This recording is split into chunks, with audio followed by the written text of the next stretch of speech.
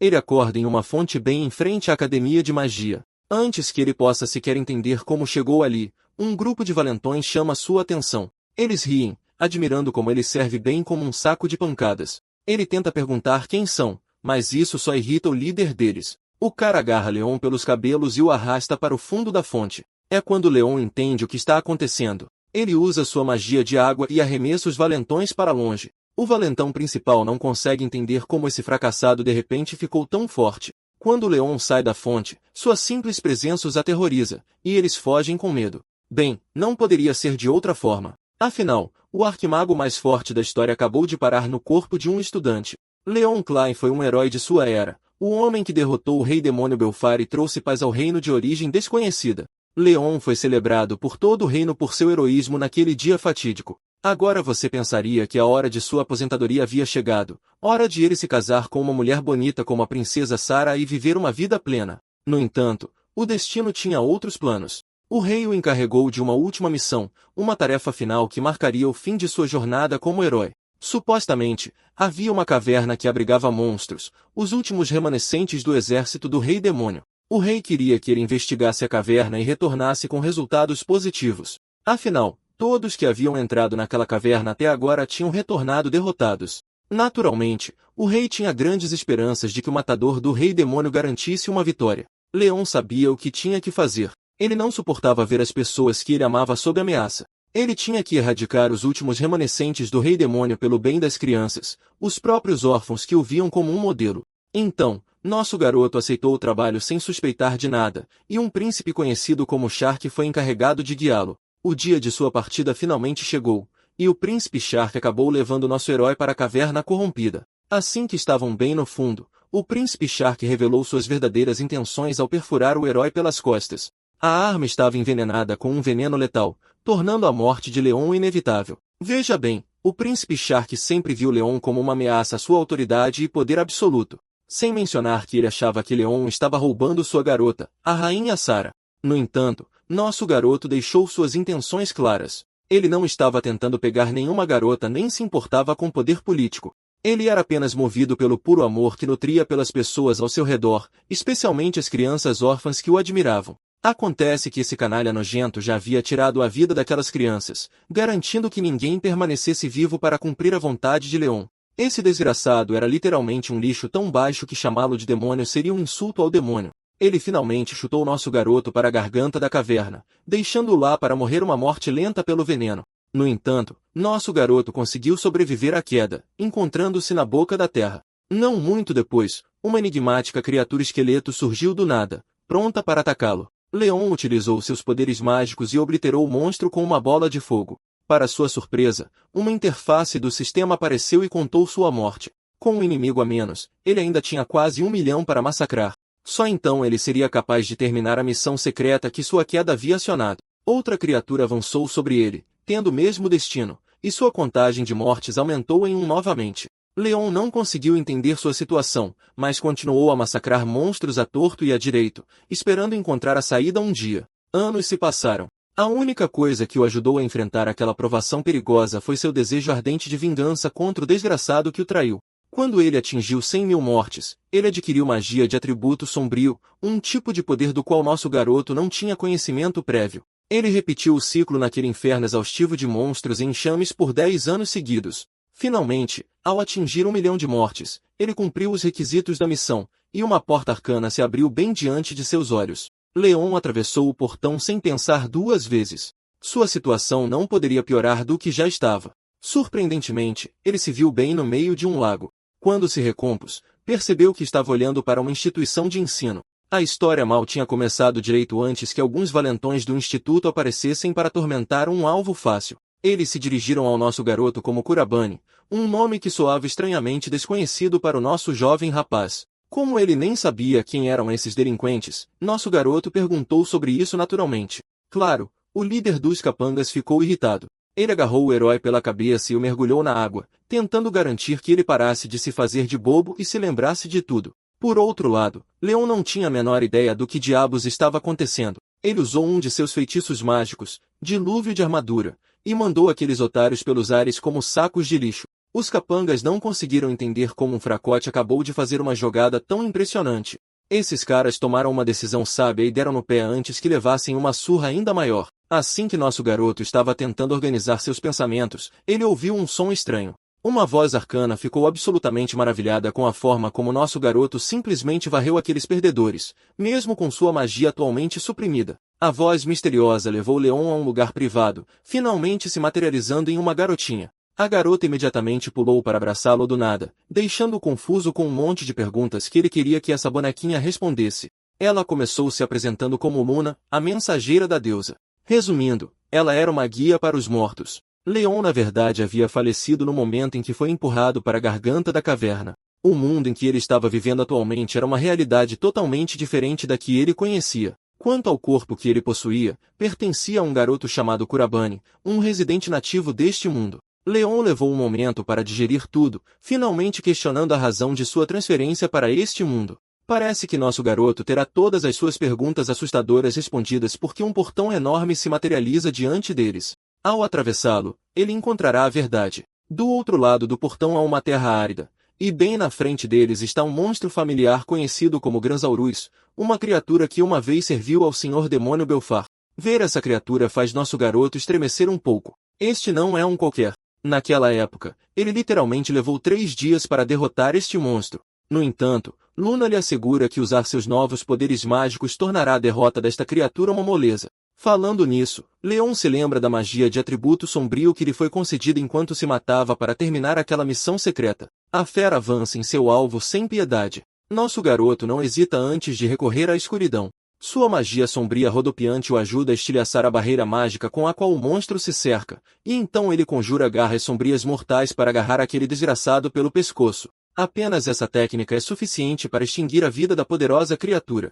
Luna começa a dançar de felicidade ao ver nosso garoto derrotar aquela fera enorme com um só golpe. Até o próprio Leon fica perplexo depois de testemunhar o potencial oculto que ele possui. Isso só o deixa ainda mais curioso sobre sua situação, e ele exige que essa baixinha desembuche sem mais delongas. Um tempo se passa, e parece que nosso garoto finalmente pegou o jeito. Acontece que o Rei Demônio Belfar também fará uma visita a este mundo. O portão de antes foi formado devido à influência do Rei Demônio neste reino. Se eles deixarem aquele portão sem supervisão, o mundo pode mergulhar na destruição com o aparecimento dos monstros. É por isso que a deusa o escolheu a dedo especificamente para manter o controle e o equilíbrio neste mundo. Enquanto ele reflete mais sobre sua situação, ele nota um brasão familiar marcado em uma bandeira esvoaçante. Não leva muito tempo para nosso garoto descobrir onde viu este brasão da última vez. Pertence ao mesmo desgraçado que o empurrou para a morte. Se este brasão está aqui, significa que Shark também cruzou para este mundo. O desejo ardente de vingança faz seus punhos cerrados tremerem incontrolavelmente, tanto que até a Luna percebe. Mas ela não pode se demorar mais nisso e desaparece no ar, temendo ser exposta. Alguém está vindo e esse alguém é uma estudante que deseja falar com nosso garoto. Ela sentiu um portão aparecendo bem na área e quer perguntar sobre isso. Antes que Leon possa responder, Luna insiste telepaticamente que ele esconda a informação que ela procura e se faça de desentendido. O rapaz faz o que lhe é dito, deixando a rapariga questionar se o que sentiu foi na verdade um alarme falso. Ela então vira sua atenção para o nosso rapaz, reconhecendo-o como o mesmo estudante envolvido com os brutamontes mais cedo. Por todo o incômodo que ele teve de suportar por causa daqueles delinquentes, ela pede desculpas sinceras. No entanto, o nosso rapaz assegura-lhe que se recomponha, pois não é algo pelo qual ela deva pedir desculpas. Para começar, esta rapariga é muito íntegra e bem educada. De qualquer forma, a rapariga decide seguir o seu caminho, já que o que ela sentiu parece ser um alarme totalmente falso. Assim que ela se vai, Luna reaparece, a olhar para aquela senhora encantadora que tem os sentidos excepcionais para detectar a presença de um portão. Luna acredita que esta rapariga é uma potencial candidata a interesse amoroso, tal como em qualquer romance escolar típico. A noite cai, e o nosso rapaz finalmente chega ao seu quarto no dormitório, apenas para encontrar maldições e insultos espalhados por toda a sua porta. O grupo de estudantes responsável por este crime hediondo, mas de baixo nível, já está no corredor, a rir-se como um bando de hienas cobardes. No entanto, Leon prefere evitar estas pessoas que estão abaixo dele e entra no seu quarto. Lá dentro, Luna lança uma tirada furiosa quando ele se instala, furiosa por aqueles tipos se terem atrevido a escrever coisas de tão baixo nível. O meu rapaz não está realmente incomodado com isso e prefere discutir assuntos mais urgentes. Ele quer aprender um pouco sobre este instituto. Aquele brasão que ele notou na bandeira é o mesmo que o príncipe Shark usava. Talvez Shark também tenha atravessado para este mundo juntamente com o Rei Demônio. Infelizmente, Luna não tem os detalhes que ele quer. Ela está tão perdida quanto ele sobre este mundo. Embora ela tenha estado a espreitar esta realidade para guiar o nosso rapaz, ela não notou o príncipe de todo. Isto não deixa ao nosso rapaz outra escolha senão investigar e explorar os segredos deste mundo por si mesmo. Com o sol a brilhar marcando o início do dia seguinte, o nosso rapaz prepara-se para o seu primeiro dia na academia. Depois de arranjar o cabelo e vestir o uniforme, ele atravessa a multidão de estudantes, a caminho do seu departamento. Ele está a atrair demasiada atenção, com todos os olhares fixos na sua direção. Afinal, a atitude do meu rapaz e a aura que ele exala dominam totalmente a sala, e ele merece cada pedaço disso. Nas poucas aulas que tem, ele aprende algumas coisas fundamentais sobre este mundo.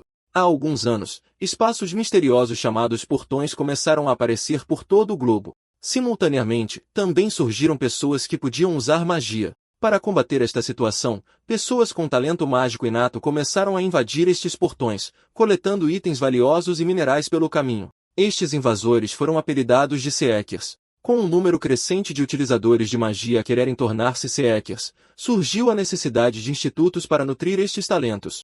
Assim, esta sagrada Academia Imperial surgiu. É um porto seguro para aqueles que aspiram a tornar-se Seekers. Lembras-te daquela rapariga que veio atrás do nosso rapaz à procura de um portão? Sim, aquela rapariga é a presidente do conselho estudantil desta academia. O nome dela é Izumiya Makoto. Ela está atualmente a impressionar toda a gente nos campos da escola com o seu talento mágico excepcional, e o nosso rapaz observa-a da janela da sala. Depois da aula, enquanto caminha pelo corredor, ele depara-se com os mesmos bandidos com quem lidou ontem. A propósito, o nome do nosso rapaz neste mundo é Kurubana-kun. Aquele com a cara mais feia, que também é o líder destes brutamontes, avança, querendo que o nosso rapaz faça um recado para eles. Mas o meu rapaz, sendo o Chad que é, irrita o desgraçado com uma provocação afiada mais simples. O bandido perde a paciência, especialmente porque já quer aliviar a frustração acumulada pela humilhação de ontem. Como o destino quis, Izumiya chega no momento perfeito, testemunhando este desgraçado injusto prestes a lançar um feitiço mágico letal na sua vítima.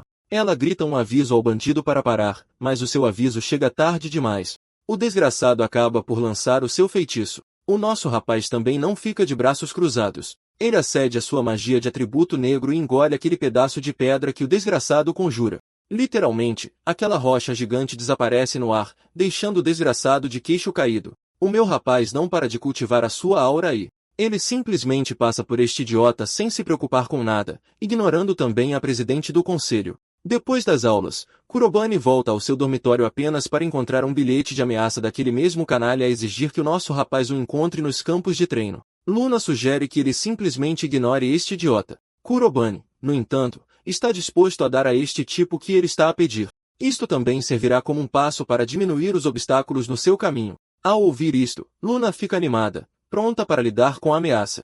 Durante a noite, o nosso rapaz finalmente encontra aqueles bandidos no campo de treino, tal como esperavam. O líder coloca os seus capangas de prontidão, pois quer um duelo justo, 1 contra 1. Ele quer dar a lição que acha que o nosso rapaz merece. Da mesma forma, Kurobane quer que o seu oponente nunca mais se meta com ele se ele ganhar o duelo. Como esperado, o desgraçado desata na sua risada de anime característica, a pensar que é ele quem manda. O meu rapaz, por outro lado, mantém-se impassível e desafia este palhaço a avançar sem perder tempo precioso.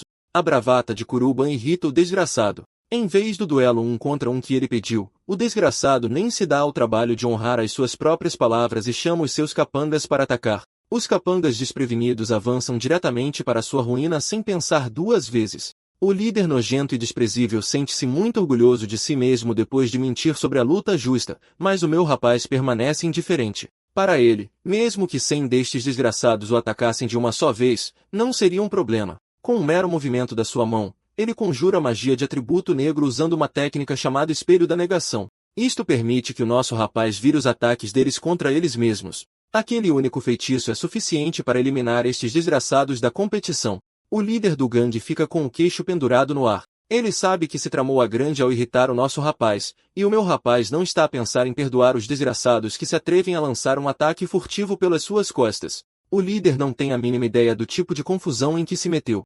Vês, neste mundo, a magia é categorizada em 4 atributos: vento, água, fogo e terra. O tipo de magia que o nosso rapaz usa não se enquadra em nenhuma dessas categorias. O Bull está a ter um colapso mental sobre como o outrora inútil Kurobane está a usar uma magia tão inédita. O desgraçado percebe tarde demais que só se tramou ainda mais ao chamar Kurobane de inútil naquele momento crítico. O nosso rapaz está absolutamente furioso, e ele não vai deixar um canalha andar a face da terra até que ele mude a sua atitude de merda. O capanga pensa que a sua irritante magia de fogo pode salvar, mas ele prova o contrário em breve, quando o meu rapaz o nocauteia com a ajuda das suas artes negras. Kuruban não se limita a pôr este tipo a dormir. Ele certifica-se de sugar toda a mana que este desgraçado possui, uma habilidade única que apenas um portador de magia de atributo negro possui. Kuruban espera que isto seja uma lição suficiente para o tipo perceber que não deve dar um passo maior que a perna. De repente, o lugar inteiro entra em caos com sirenes urgentes a soar para evacuar a área. Um portão apareceu nos terrenos da academia, e os estudantes são instruídos a fugir, pois o nível de ameaça é categoria vermelha, supostamente o nível de perigo mais alto. Dentro do dormitório, os estudantes estão em completo caos a tentar evacuar, enquanto a presidente do conselho está lá para garantir que nenhum estudante seja deixado para trás. Um veterano também está lá para ajudar, a insistir para que Izumiya saia do local, conforme as ordens do diretor. Ela também está proibida de enfrentar uma ameaça de categoria vermelha. Se alguém se tornar uma vítima numa tentativa de combater o portão, a academia terá de arcar com a responsabilidade. No entanto, a rapariga tem as suas próprias razões para intervir. Não há muito tempo, quando um portão de categoria vermelha apareceu, os residentes vizinhos sofreram enormes danos, e ela recusa-se a deixar a história repetir-se. Sem mencionar que a única razão pela qual esta academia existe é para nutrir talentos que possam combater estes portões. É precisamente por isso que ela tenciona enfrentar aquele portão sozinha. Entretanto, monstros já começaram a sair do portão, com os estudantes a fugir, a morrer de medo.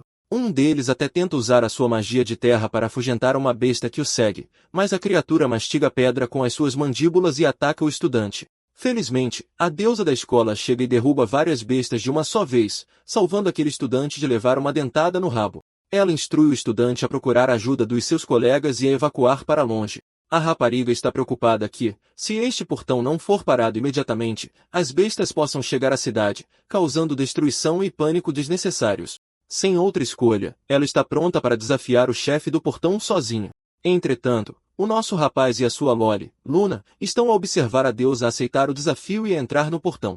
Antes de prosseguir, o rapaz quer saber como eles podem fechar o portão. A resposta de Luna é bastante previsível. Tudo o que eles precisam fazer é derrotar o monstro que controla o portão, que você também pode chamar de chefe. Com isso em mente, eles decidem ir direto para lá sem perder tempo. No entanto, Luna está hesitante com a ideia. A magia negra que nosso garoto possui pode ser poderosa, mas não sem consumir grandes quantidades de mana. Mas o meu rapaz não está disposto a ficar parado assistindo a cidade sucumbir à destruição. Ele tem que agir e neutralizar a ameaça com o melhor de suas habilidades. Luna se sente orgulhosa do tipo de pessoa que nosso garoto é. Sem hesitar mais, eles partem, indo direto para o monstro-chefe. Enquanto isso, dentro do portão, a presidente do conselho estudantil já derrubou um bando de monstros de baixo nível. Isso por si só é suficiente para esgotar sua força e mana. Ela está aprendendo da maneira mais difícil que um portão de categoria vermelha não é algo com que ela deveria ter se metido. As coisas só pioram para ela quando um enorme dragão em forma de serpente aparece bem atrás dela, pronto para devorá-la.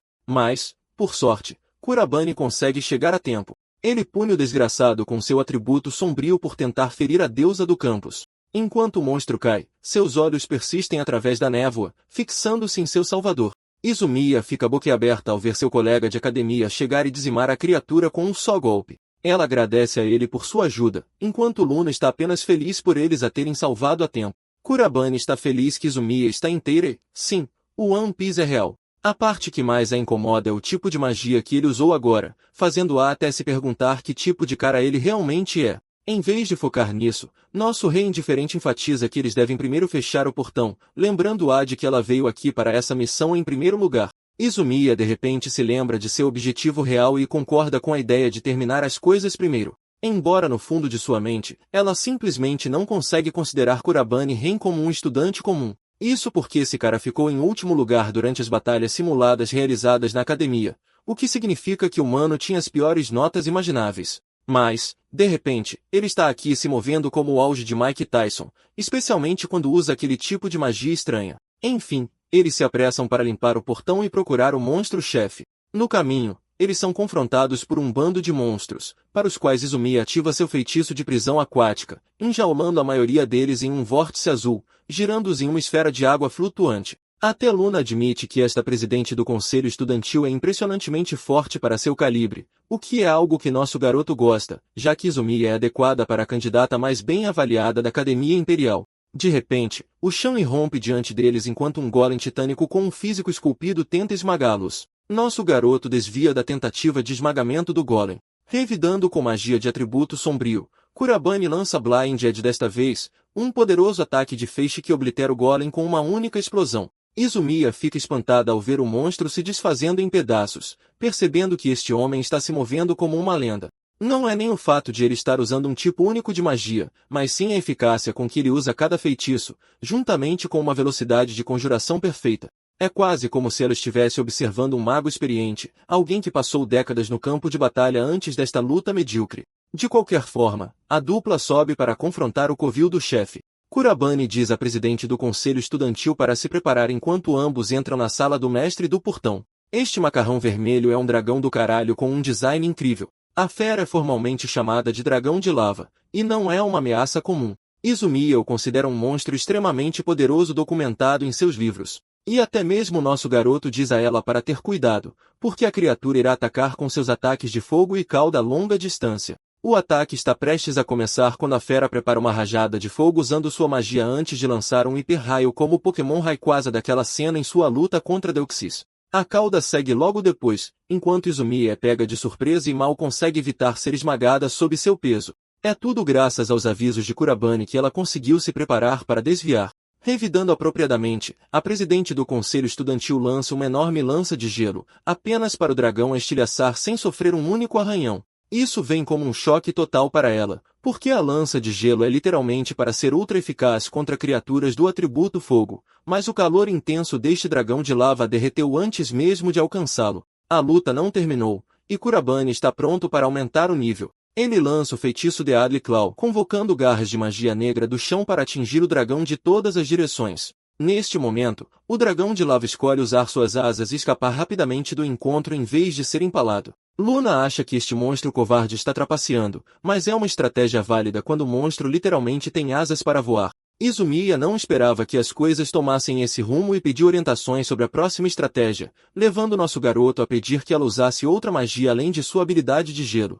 A presidente do conselho estudantil garante a ele que tem acesso a outras formas de magia, o que é perfeito porque Kurabane a instrui a desacelerar a criatura usando esses tipos de magia. Izumiya entende seu papel aqui e confia que o plano do nosso garoto vai funcionar. Em seguida, ela imediatamente utiliza a magia de vento, conjurando uma tempestade verde antes de liberar uma rajada aérea apropriada. Este ataque é extremamente eficaz contra o Pokémon do tipo voador. Quer dizer, monstro. O dragão de lava tem dificuldade em resistir à força do vento, forçando-o a parar em um só lugar. Luna sinaliza para nosso garoto agir com a única oportunidade que ele tem, então Kurabane usa sua magia negra especial mais uma vez. Borboletas do vazio o cercam enquanto ele as envia em direção ao monstro-chefe usando uma habilidade chamada Esruler. As borboletas cercam a criatura até que Kurabane estala os dedos, agindo como se fosse o herói X do anime.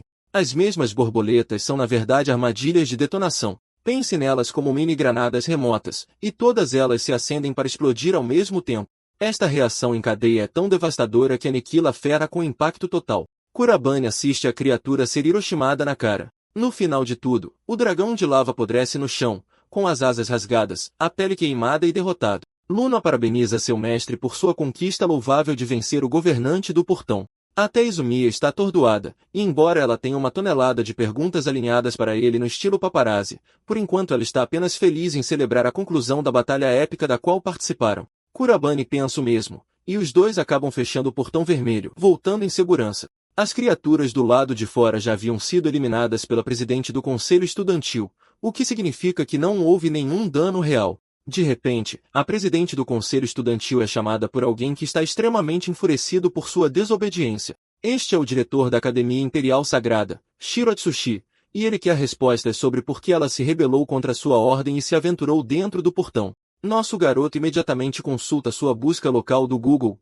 também conhecida como Luna, para perguntar sobre esse cara aleatório. Shiro Atsushi é um diretor ostentador da academia com uma instituição que coleta e aprimora magos. E por causa disso, ele adquiriu níveis de riqueza de Andrew Tate. Isso coloca nosso garoto em modo de reflexão. Porque se esse cara é genuinamente o diretor da academia, então ele deve ter algum tipo de conexão com o príncipe Shark. Ao mesmo tempo, é muito cedo para uma suposição por enquanto. Izumiya confronta o diretor com um pedido de desculpas imediato, destacando como ela não podia simplesmente assistir as pessoas serem ameaçadas pelo perigo. Mas o diretor teimoso a interrompe, tratando-a com condescendência por agir como poderosa só porque sentiu que estava exercitando seu senso de justiça. Ele a atinge com a velha pergunta-se, perguntando o que teria acontecido se a situação desse errado. Vindo em seu socorro, nosso garoto argumenta humildemente que o diretor poderia ao menos usar algumas palavras de encorajamento pelas ações valentes da presidente do conselho estudantil. Shiro exige saber quem é esse garoto novo, lembrando que ele não tem o direito de interferir na conversa deles.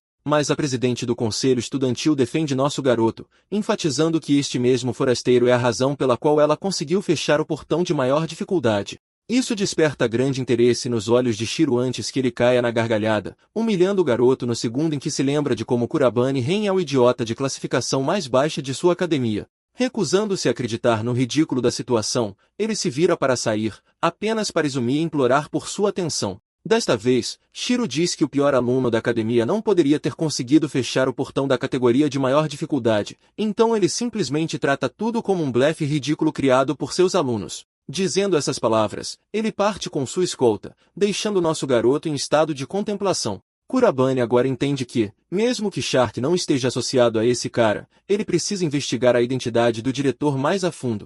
De volta aos dormitórios, este homem finalmente respira um ar de relaxamento ao chegar em casa. Luna já está reclamando do comportamento orgulhoso do diretor, mas é apenas mais uma prova de quão péssima deve ter sido a vida de Kurabane Ren nesta escola. A mensageira da deusa está, na verdade, impressionada com Izumiya em comparação e de repente pega nosso garoto lendo algo. Kurabane está, na verdade, verificando anotações do diário de Kurabane em busca de quaisquer pistas de contexto que ele possa encontrar sobre o diretor. É uma invasão de privacidade, mas é algo que tem que ser feito. No dia em que nosso garoto Leon invadiu o corpo de Kurabane, ele já havia percebido que este garoto se encontrava à beira da vida, como se tivesse desistido de viver. Vamos começar a ler o diário. O garoto intimidado estava em seus limites. Ele aspirava a se tornar um buscador apenas para juntar dinheiro para as despesas médicas de sua irmã mais nova. Mas, infelizmente, ele se desesperou ao perceber que não tinha nenhum talento para magia. Essa única fraqueza se tornou o legado de sua vida, pois as pessoas o tratavam como lixo, deixavam bilhetes para ele, aterrorizavam-no durante a aula e, depois da aula, o nocauteavam com mais força do que Anthony Joshua fez com Jake Paul. Cada dia se tornou um verdadeiro inferno, e o garoto não conseguia escapar do ciclo de tortura. As palavras finais do garoto foram sobre o quão frustrante sua vida se tornou. Ele até chorou em seu último escrito, suas lágrimas marcadas na nota. Lendo tudo isso, Luna percebe que Kurabane está verdadeiramente abalado. Ele olha para a lua, declarando que tem que fazer justiça pela vida que este pobre rapaz suportou. Em seu escritório, Shido está lendo o arquivo do nosso garoto, achando fácil atacá-lo com base em seu boletim por ter a avaliação mais baixa. O diretor acha realmente impressionante que este fracassado não veja como poderia ser facilmente expulso da academia. Na cena seguinte, temos uma sequência de chuveiro da Coelhinha da Neve. Ela está pensando em nosso garoto, como Kurobane deveria ser o estudante de classificação mais baixa. Nada parece certo, especialmente as mudanças recentes, e ela está tão certa de sua suposição quanto da redondeza de seu bumbum. No dia seguinte, nosso garoto é solicitado para uma conversa particular pelo vice-presidente, Naruse Shuya. Este nerd o leva para uma conversa particular, relembrando o que aconteceu ontem com a presidente Yasumiya. O vice-presidente questiona as intenções do nosso garoto, querendo saber se o estudante estava interessado em adquirir o máximo de espólios possível dentro do portão. Ele sabe, pelo relato de Yasumiya, que ele ajudou, mas também acha que isso é apenas uma desculpa que ela inventou para defendê-lo. Neruso repreende por tentar bancar o herói e criar problemas para a presidente do conselho estudantil. Até Luna está irritada com o quatro olhos aqui, falando como se tivesse se formado na Universidade da Arrogância.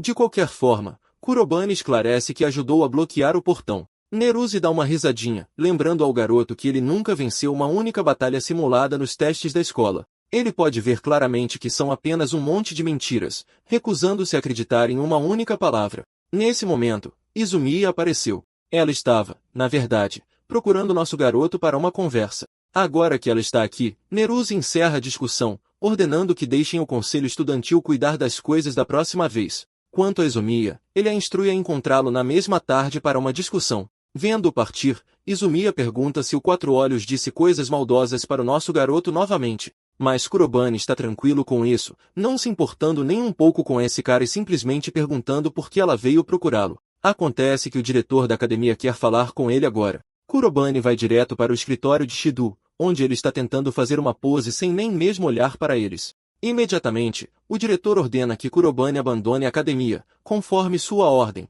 Este é um comando frenético e repentino, fazendo Izumiya pular de choque e pedir um motivo.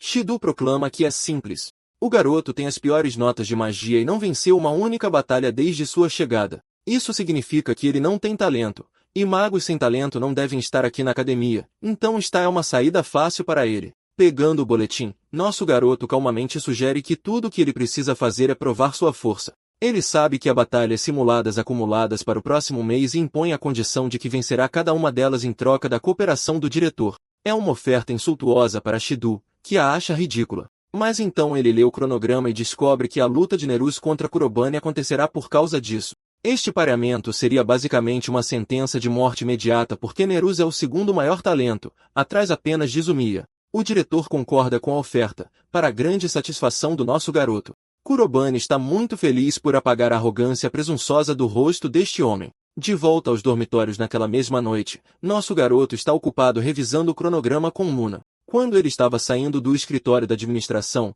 a presidente do conselho estudantil o parou, implorando para que ele retirasse o que disse. Sua posição nunca esteve em perigo, para começo de conversa, porque a academia nunca expulsa ninguém por ter uma nota ruim.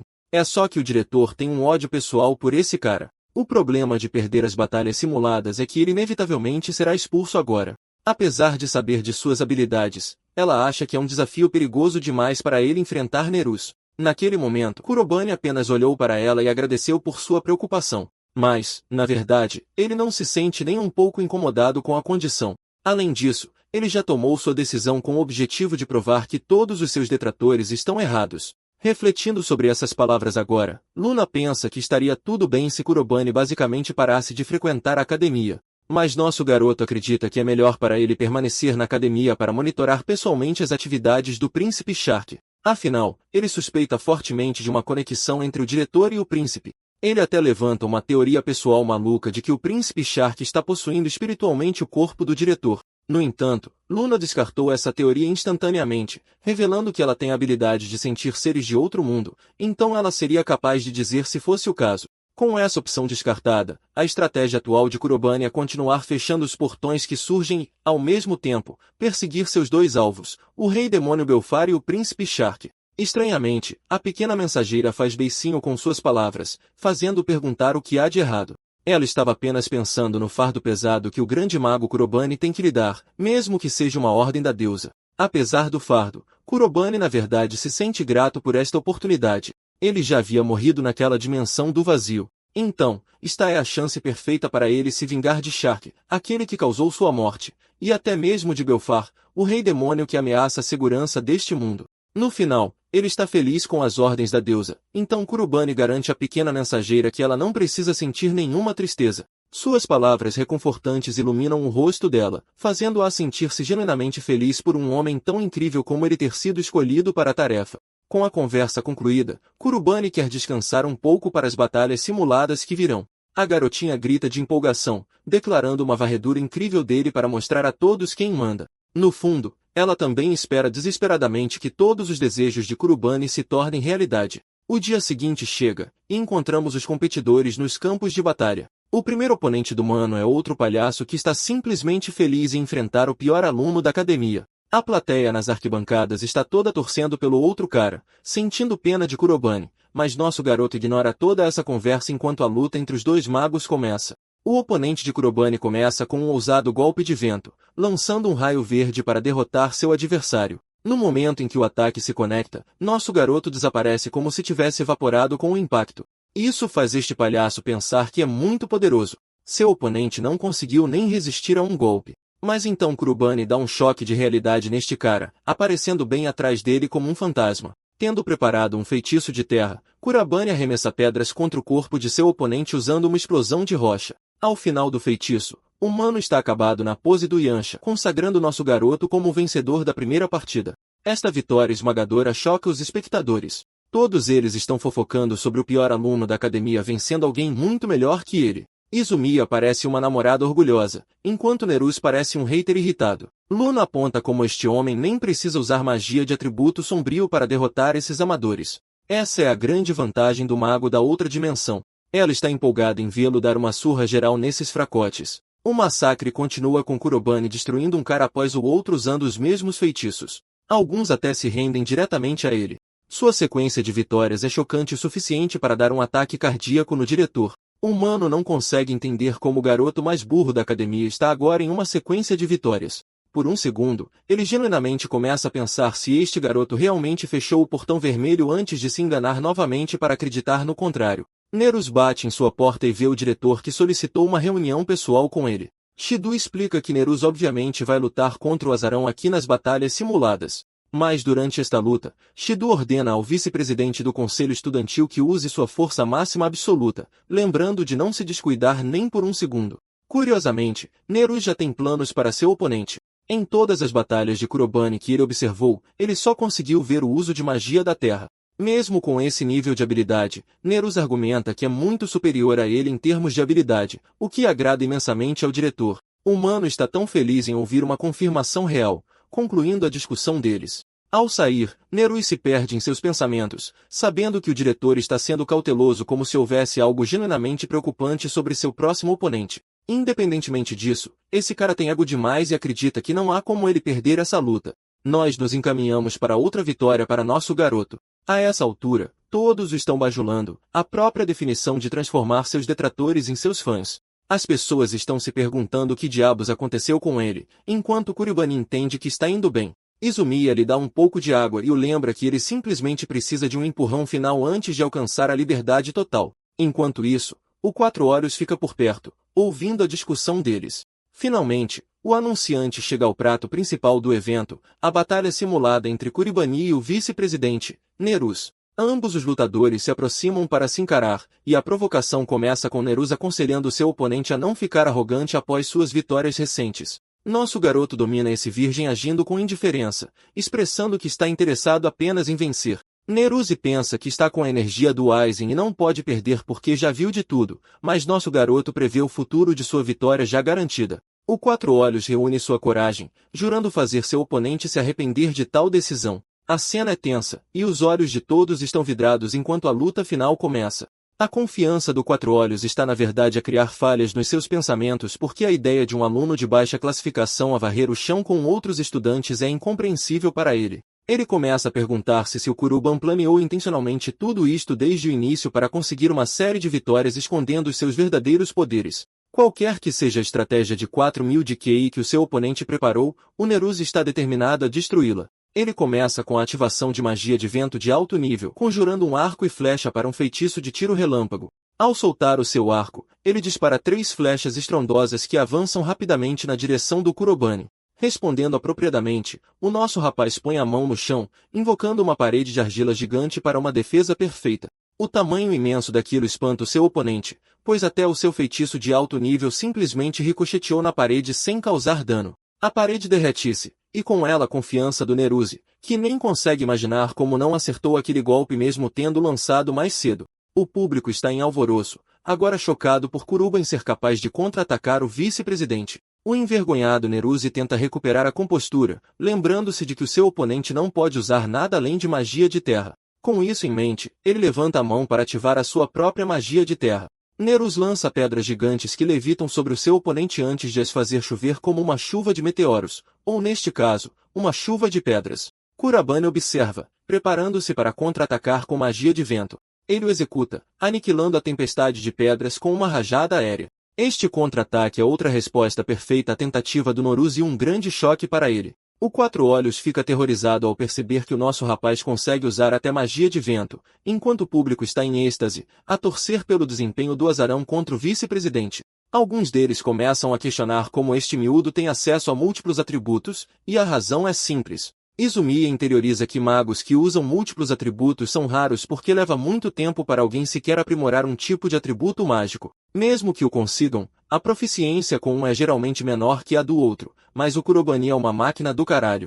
O humano está literalmente aqui a lançar elementos duplos na perfeição. Nerus desabafa sua frustração. Ele não calculou que o nosso rapaz usaria outro elemento. Kurobani está farto e pergunta diretamente por que é que este canalha gosta de menosprezar as pessoas, uma resposta que parece incompreensível para Nerus. O nosso rapaz explode, destacando como o vice-presidente assume as coisas rapidamente, tem uma arrogância do caralho e até imprudência. A única coisa boa neste tipo é a sua proeza mágica, mas a sua personalidade é pior que a de um lenço de papel molhado. Este humilde choque de realidade choca o vice-presidente, que interpreta da maneira oposta e pensa que o nosso rapaz o está a provocar intencionalmente. Ele começa um discurso sobre como só reconhece os fortes, e a única pessoa que se encaixa nessa categoria é a própria Azumiya. Ele deu o seu melhor para se tornar digno de estar lado a lado com ela. É por isso que ele tem tanta arrogância para assumir que o aluno mais fraco não é rival para ele. Alimentado pela raiva, Nerus lança um feitiço de água especial, outra magia de atributo de alto nível.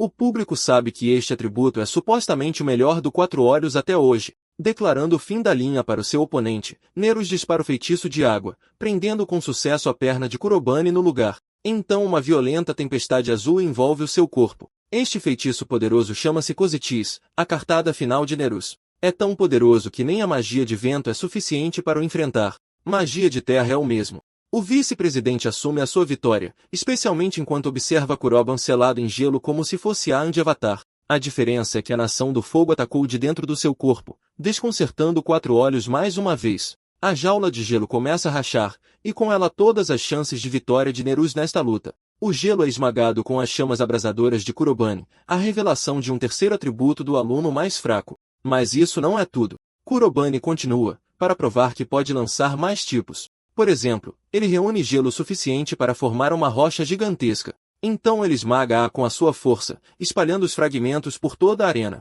Esses fragmentos atingem o chão ao redor de Nerus, um ataque de longo alcance que lhe causa dano mínimo, pois a maioria dos fragmentos passa de raspão. No final daquela tempestade de gelo, o vice-presidente está de joelhos como um bom menino, sem defesa contra ela. Kurobani eleva-se sobre a sua vítima antes de deixar o palhaço com um único conselho para os seus objetivos futuros. Ele diz a Neruse que a única maneira de ele alcançar os seus objetivos de adquirir força é se ele olhasse mais para frente em vez de olhar para trás. Mas mesmo que o fizesse, não seria capaz de ir além dos seus limites. Basicamente, o meu homem fez a provocação mais educada e esmagadora de sempre. No final, Nerus faz a mesma pergunta que todos os outros. Mas quem é este homem?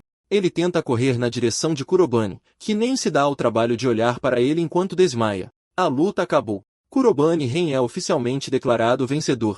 Naquela mesma noite, temos uma reação suculenta do diretor que está furioso, incapaz de conceber como o aluno mais fraco acabou por usar 4 atributos tirados do cu. As palavras de Izumiya ecoam na sua memória, e ainda assim ele nega a verdade mesmo após evidências convincentes. Tomando o assunto nas suas próprias mãos, ele amaldiçoa o nosso rapaz, literalmente a arranjar confusão com uma criança, já agora, e liga para um número para o expulsar à força. É noite, e enquanto Luna está a ressonar, o nosso rapaz está a organizar os seus pensamentos após a luta que venceu. Graças a isto, ele conseguiu que o diretor revogasse a sua expulsão, o que levanta a questão: como deve ele traçar a sua estratégia a partir de agora? Ele já tem um monte de notas rabiscadas, as suas 2 principais ameaças e a ligação da academia com tudo isso. Embora ele queira perguntar pessoalmente algumas coisas ao diretor, acontece que o tipo foi numa viagem de negócios pessoal. Isso significa que a sua principal prioridade no momento são os portões problemáticos. Se ele conseguir bloqueá-los, então poderá ligar os pontos por trás daqueles conectados ao Rei Demônio Belfar. O grande mago pergunta-se qual será o seu primeiro alvo enquanto a cena transita para a manhã seguinte na sua sala de aula. Uma certa figura entra na sala, roubando imediatamente a atenção do nosso rapaz. O professor escreve o seu nome no quadro, declarando-se o novo professor da turma. A Shiba entende que é uma notícia repentina, mas espera que os alunos cuidem bem dele. As raparigas já estão caidinhas por este tipo, enquanto nosso rapaz lança um olhar de suspeita, sabendo que algo se passa. Durante o intervalo no refeitório, os alunos discutem as épicas batalhas simuladas. Todos eles estão ocupados a falar sobre o desempenho excepcional de Kurobani, especialmente a forma como ele dominou o segundo melhor trunfo da academia. Alguns deles estão até a começar a perguntar-se se aquele tipo será capaz de lhes ensinar magia. Izumi aproxima-se para se sentar em frente ao nosso rapaz e elogia-o pelo seu desempenho excepcional nas batalhas simuladas. Kuroben aceita o caloroso elogio enquanto ela o bajula ainda mais e agradece-lhe ainda mais por corrigir o comportamento de Naruzu. Embora o Quatro Olhos se tenha sentido enojado por ser tratado com condescendência daquela forma, ele acabou por concordar com as palavras do seu oponente. Mesmo assim, Izumiya recusa-se a deixar passar a situação relativa ao diretor, especialmente a forma como ele lidou com a questão da expulsão. Isto deixa Kurobane curioso o suficiente para perguntar sobre a personalidade de Shido, questionando se ele sempre foi assim. Aparentemente, Shido era um antigo ser, por isso ele era um bom mago. Mas ultimamente, as pessoas começaram a especular que ele possui algumas ligações desagradáveis. Isso bate certo com a suposição de Kurobane. Mas de repente, surgem notícias a informar sobre um aumento no influxo de portões. Estes portões têm aparecido por todo lado, mas também têm sido fechados por heróis competentes. Mesmo assim, é dito às pessoas para permanecerem em guarda e insta-se a não se aproximarem dos portões circundantes, especialmente se forem cidadãos comuns sem magia. Isto lembra Kuroben das palavras de Luna. Ela disse-lhe que qualquer portão deixado sem vigilância por muito tempo acabaria por libertar monstros que devastariam o mundo inteiro. Claro, não enquanto ele estivesse de vigia, pois ele ia garantir que um futuro sombrio nunca acontecesse. O grande mago partilha o seu pedido pessoal a Izumiya, e o que quer que ele fale fica por explicar enquanto a cena corta para o meio da noite. Kuruban tenciona patrulhar esta região para verificar se um portão aparecerá por perto hoje, enquanto Luna partilha como ele tem limpo todos os portões que surgiram no momento em que apareceram. Ela acha muito fixe que ele seja o super-herói secreto a eliminar portões sem que ninguém note. No meio da conversa deles, um portão verde abre-se. É um nível de categoria verde. Kurobane entra confiantemente, interessado em explorar o ambiente circundante. São apenas um monte de árvores, embora seja muito difícil de ver por causa do nevoeiro, e Luna insta-o a ter cuidado a cada passo. Pouco tempo depois, este homem deixa cadáveres de monstros a cada passo e entra na parte mais profunda da floresta. Estranhamente, Luna salienta que não há nada por perto, mas então Kurobane sente uma presença logo atrás dela. O pequeno Marshmallow é agarrado por uma criatura e puxado para longe do seu mestre. No momento em que ela olha para trás, ela vê um demônio demoníaco de paralisia do sono pronto para devorar de uma só vez. Luna grita, lembrando a criatura que não é para ser devorada e faz o seu melhor para escapar. Enquanto isso, o nosso rapaz instrui-a para ficar quieta, gesticulando proativamente para usar magia de atributo sombrio mais uma vez. Garras roxas saem da árvore, projetando-se num esforço para empalar a gárgula. A criatura tenta escapar, mas uma garra mortal acaba perfurando-a de todas as direções, transformando o monstro numa fatia de queijo. Os golpes são fatais, fazendo o monstro desabar até o chão. Luna corre até seu mestre, agradecendo-o por salvar sua vida. Ela fica loucamente impressionada com sua rápida implantação de magia, temendo que pudesse ter morrido ali, mas Kurobane explica que ele se acostumou com emboscadas repentinas nas profundezas da região do inferno. É por isso que ele consegue reagir rapidamente sem preocupação, impressionando ainda mais o pequeno marshmallow flutuante. O portão é limpo logo depois, e a missão de hoje é concluída. Kuruban está feliz por ter limpado esta região de portões e está prestes a voltar quando, de repente, um monte de espinhos de terra avança em sua direção. Ele salta para longe do destino deles, evitando cada golpe e focando no agressor que tentou emboscá-lo agora mesmo. Kuroben localiza essa pessoa olhando para ele do topo de um prédio. Esse cara está muito impressionado, e é bem óbvio que ele é na verdade Ashiba, seu professor mais novo, que por acaso é o John Wick em tempo parcial. Claro, nosso garoto não tem a menor ideia de quem esse cara realmente é, apenas que ele é uma ameaça iminente a ser enfrentada. Imediatamente, Kurobane instrui Luna a se esconder, pois eles estão enfrentando um oponente competente aqui. Ela sai correndo enquanto nosso garoto exige saber sobre sua identidade e suas intenções ao atacá-lo. O agressor permanece desinteressado em responder a qualquer uma dessas perguntas e simplesmente responde com um feitiço de fogo ardente. O ataque é desviado por Kurobane imediatamente depois, ganhando o elogio de Ashiba, mas ele ainda não terminou, pois lança golpes de chama mais violentos contra ele, vindo de todas as direções. Agora nosso garoto está cercado e não tem para onde correr. Ashiba está confiante de que este golpe vai acertar, mas ele se esqueceu de considerar um fator crucial. O Mago Supremo comanda a magia das trevas aberta usando um feitiço chamado Devorador Sombrio, que cria um espaço aberto, engolindo todas as chamas para uma dimensão diferente. Kurobane se livrou do ataque sem esforço, atordoando o assassino que nunca tinha visto esse tipo de magia ser usado em sua vida. Recusando-se a deixá-lo escapar, Kurobane comanda o uso da garra mortal como seu segundo feitiço de magia de atributo sombrio. Espinhos surgem perto dele e demolem o prédio em que ele estava, mas, felizmente, Ashiba conseguiu escapar sem sofrer ferimentos fatais. Ele sofre um corte profundo no braço, refletindo sobre como seu oponente tem acesso a um tipo estranho de magia. Mas, em vez de focar nisso, seu objetivo atual é priorizar a fuga, porque o predador rapidamente se tornou a presa. Numa nuvem de fumaça, o assassino sai de cena com sucesso, para a decepção de Kurobane. O pequeno Marshmallow sai de seu esconderijo e fica a par da situação. Na cena seguinte, os dois chegam de volta aos dormitórios discutindo a identidade do agressor. Nosso garoto não tem nenhuma pista por enquanto, mas ele conseguiu memorizar com segurança os movimentos do assassino. O instinto de Kurobane grita que o assassino está de alguma forma relacionado à academia, e ele jura pegar esse cara de vez na próxima, pretendendo até mesmo registrar cada pedaço de informação que puder encontrar sobre ele. No dia seguinte, somos levados de volta para a sala de aula. Aqui, Kuroban se aproxima e observa o instrutor rabiscar no quadro. Pouco depois da aula, Ashiba encontra o aluno, expressando grande interesse nele após saber de sua habilidade de fechar o portão vermelho sozinho. Claro, Kuroben ridiculariza o diretor por não acreditar em sua conquista até hoje. Fazendo o papel de confidente, Ashiba garante a ele que confia nas palavras do garoto e que pôde confirmar isso durante suas batalhas simuladas. De forma sinistra, ele deseja boa sorte ao aluno para seu desempenho futuro. Os dois se separam, mas este professor tem aquele sorriso manipulador e ardiloso do Light Yagami, como se tivesse conseguido o que precisava aqui. Na sequência seguinte, Ashiba nota silenciosamente a tentativa de Kurobane em outro portão. Ele está vingativo pelo que aconteceu durante a luta da última vez e pretende fazer o garoto sofrer. Foi só porque ele baixou a guarda no outro dia, mas agora ele não vai vacilar uma segunda vez, especialmente com um novo dispositivo que ele tem consigo. Para o choque total deste homem, Kurobane limpa o portão numa velocidade impressionante, como se nada tivesse acontecido. Ele limpou no mesmo momento em que Ashiba estava contemplando seus pensamentos, e de alguma forma o cara acha que ainda vai vencer.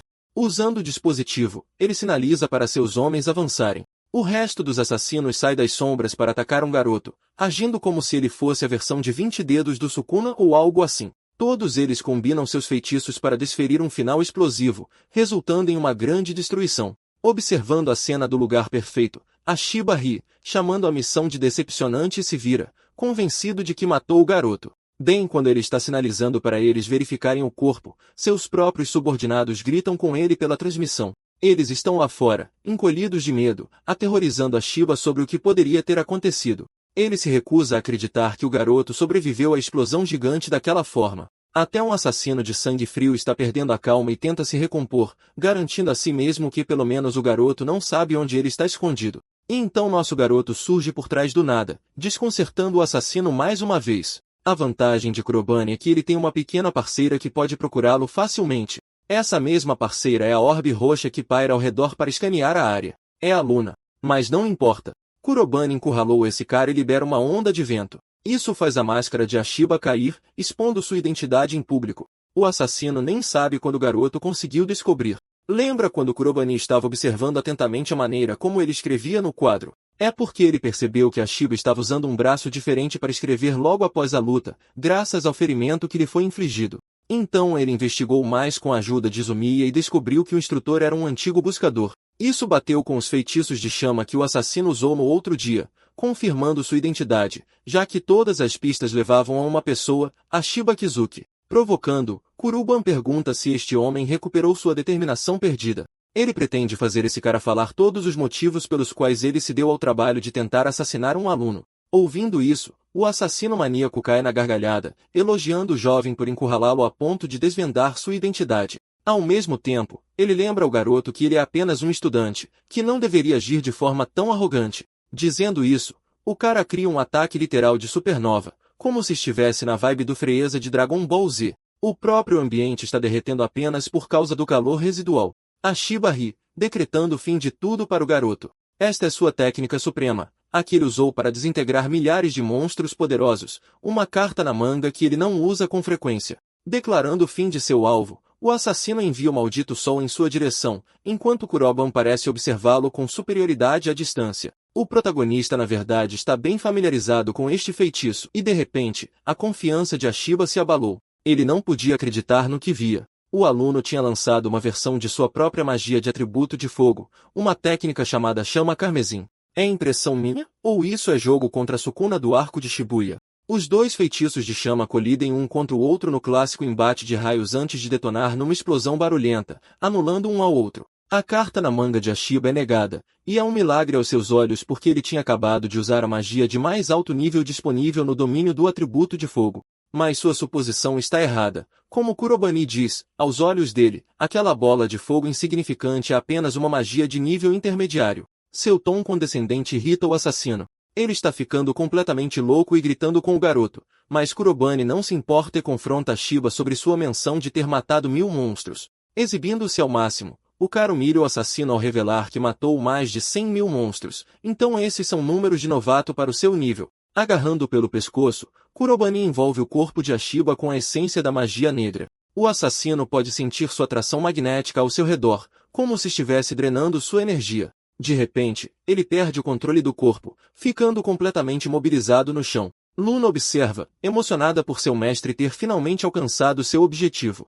Mas nosso garoto ainda não terminou. Ele tem algumas coisas para resolver. Agarrando Ashiba pela mandíbula, Kurobani exige saber a identidade do homem que enviou o assassino. Ele já sabe que foi Shido, e a falta de resposta do instrutor é uma boa resposta. O assassino entra em pânico, revelando freneticamente que estava apenas seguindo instruções e fazendo seu trabalho de eliminar pessoas que se aproximavam dos portões. Isso confirma para Kurobani que o alvo de Shido não é apenas ele, mas qualquer um que atrapalhe o manejo dos portões, o que confirma 100% que o diretor esteve do lado do Rei Demônio o tempo todo. O elefante na sala é porque ele também criaria alunos como jovens magos talentosos se estivesse realmente do lado do Rei Demônio.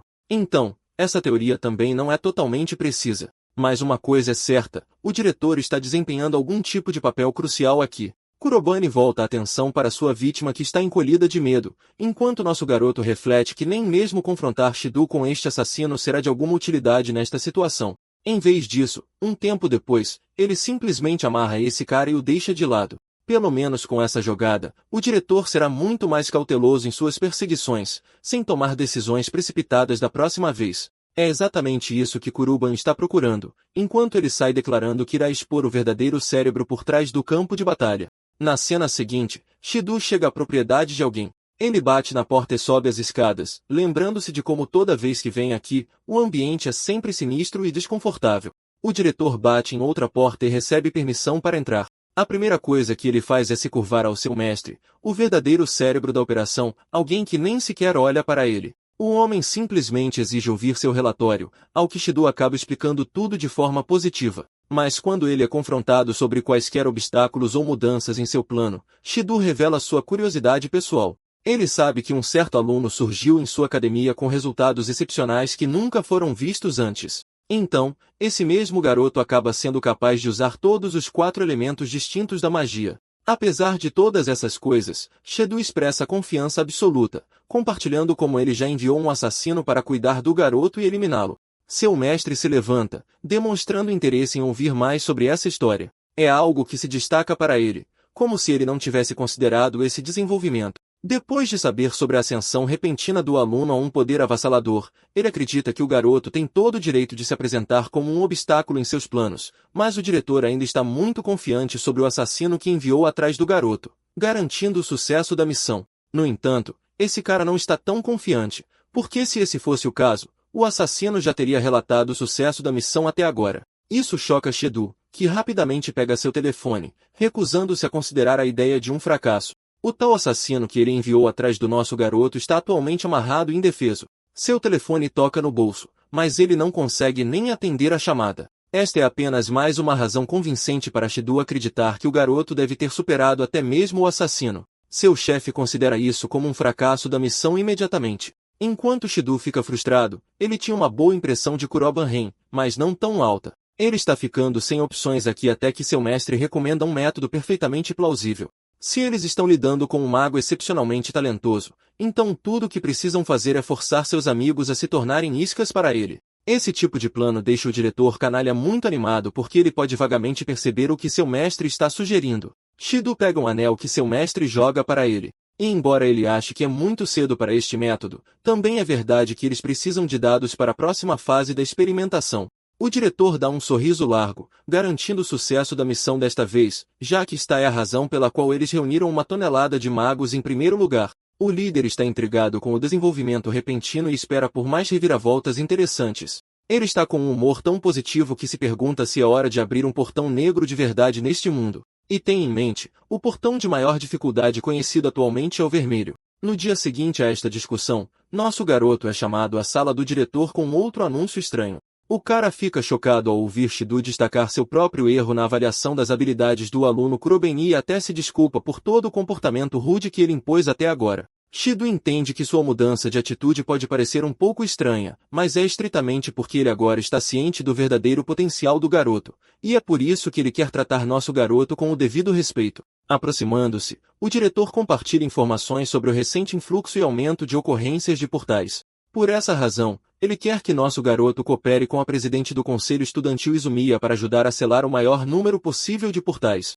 Analisando suas palavras, Kuroben entende que o papel deles é monitorar as áreas onde a frequência de portais é alta. O diretor fica em êxtase por o garoto entender rapidamente e oferece a ele um aperto de mão, agindo como se realmente acreditasse nele. Agora Kurobane está entrando no jogo, mas ele não é o seu protagonista de manha denso comum. Ele sabe que este porco mentiroso está tramando algo por baixo dos panos, e é por isso que nosso garoto tem um plano próprio. Aquele aperto de mão de agora a pouco. Kurobani adulterou sua magia negra para um pequeno algo a mais. Após a reunião, ele conta sua estratégia para Azumiya. Mais cedo, ele armou uma armadilha, e então ele solta a bomba sobre a tentativa de assassinato de Ashiba contra ele, baseada nas ordens do diretor. Não está claro se o diretor já percebeu essa parte, mas Kurobani pode facilmente ver através dos verdadeiros objetivos de Shiro. Isso faz a presidente do conselho estudantil se perguntar por que ele simplesmente não recusou a oferta do cara, porque não faz sentido algum. Infelizmente, Kurobane admite que eles precisam cuidar dos portais e que ele tem um plano próprio para contra-atacar. O problema é que ele só pensou nas coisas por si mesmo, então ele também está planejando selar os portais sozinho. De repente, Izumiya levanta a voz, expressando sua escolha de participar também. Ela não quer ignorar a realidade só porque é perigoso e quer ajudar seu amigo sempre que necessário. Até Luna consegue ver que essa garota é teimosamente determinada, então não adianta lutar contra ela. No final, nosso garoto aceita e marca a missão para o período da noite. Na próxima cena, eles estão se preparando para a caçada. Andando pela área, eles estranhamente não sentem nenhum despertar de portal aqui. Enquanto eles têm tempo livre, Kurobani pergunta diretamente a ela se ela tem medo dos monstros que se escondem nas profundezas dos portais. Dizendo toda a verdade, até a presidente do conselho estudantil admite que uma parte dela está apavorada. Mas, apesar de seus medos, ela tem o dever de proteger os inocentes das pessoas que os ameaçam. Essa é a razão pela qual ela se inscreveu para se tornar uma maga em primeiro lugar. Seu forte senso de justiça é na verdade um reflexo claro da imagem passada do grande mago. Essas foram as palavras exatas que este homem disse antes de sua jornada para matar o rei demônio. Abandonando a pose de garota descolada, Izumiya Kori diz calorosamente a Leon que ela sempre terá força para lutar enquanto estiver ao seu lado. Seu jogo de sedução é infelizmente interrompido pelo aparecimento de uma reação. Esse tipo de energia escura crepitante choca até mesmo nosso garoto. Ambos os magos estão tão assustados que nem conseguem reagir quando o portão usa vinhas escuras para prender Azumeia, forçando-a para dentro do portão.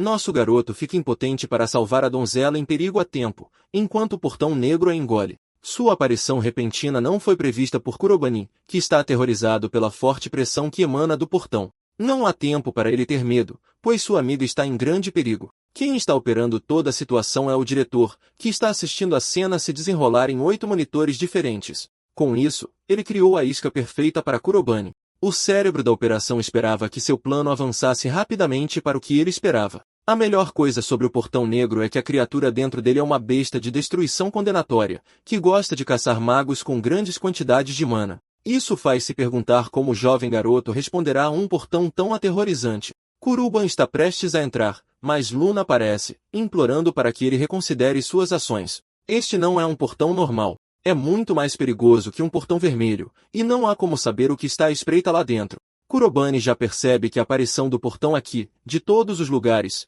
não é uma coincidência, mas uma situação planejada. É um evento manipulado pelo diretor, atraindo-os aqui para que ele pudesse prender os dois dentro do portão e acabar com eles juntos. Os riscos definitivamente existem. Até Kurobani admite que é um portão perigoso, mas ele também não pode simplesmente ignorá-lo. Luna grita para os monstros que estão saindo do portão. Estes são dragões vermelhos gigantes que vão aterrorizar o mundo exterior, mesmo que ele entre. Felizmente, um raio amarelo vem em seu socorro, derrubando os 3 dragões com cada disparo de flechas de relâmpago. Os monstros desabam no chão, surpreendendo nosso garoto enquanto Nerus aparece. Ele pede atualizações imediatas a Kuriban, que acaba explicando tudo. Nerus fica muito chocado ao saber que a presidente do conselho estudantil está presa dentro do portão negro. Infelizmente, mais monstros estão saindo do portão como um incêndio, e eles precisam derrubá-los rapidamente. Kurubani quer ajudar, mas Nerus insiste que ele pode lidar com isso sozinho, permitindo que Kurubani resolva as coisas dentro do portão. É uma estratégia dura, mas é a melhor que eles têm. Então Kuruban avança e tenta entrar no portão.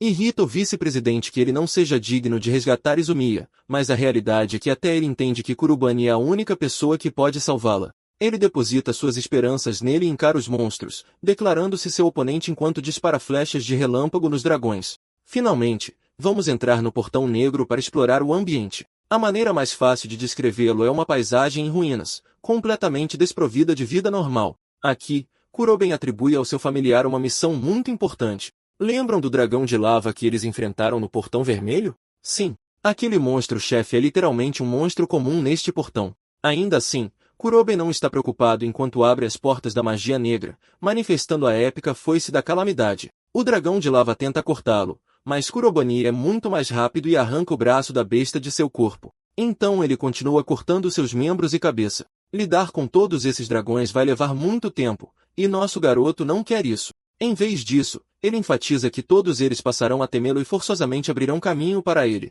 Observando os eventos se desenrolarem do lado de fora do portão, o diretor está feliz que Kurobani estupidamente entrou em vez de fugir.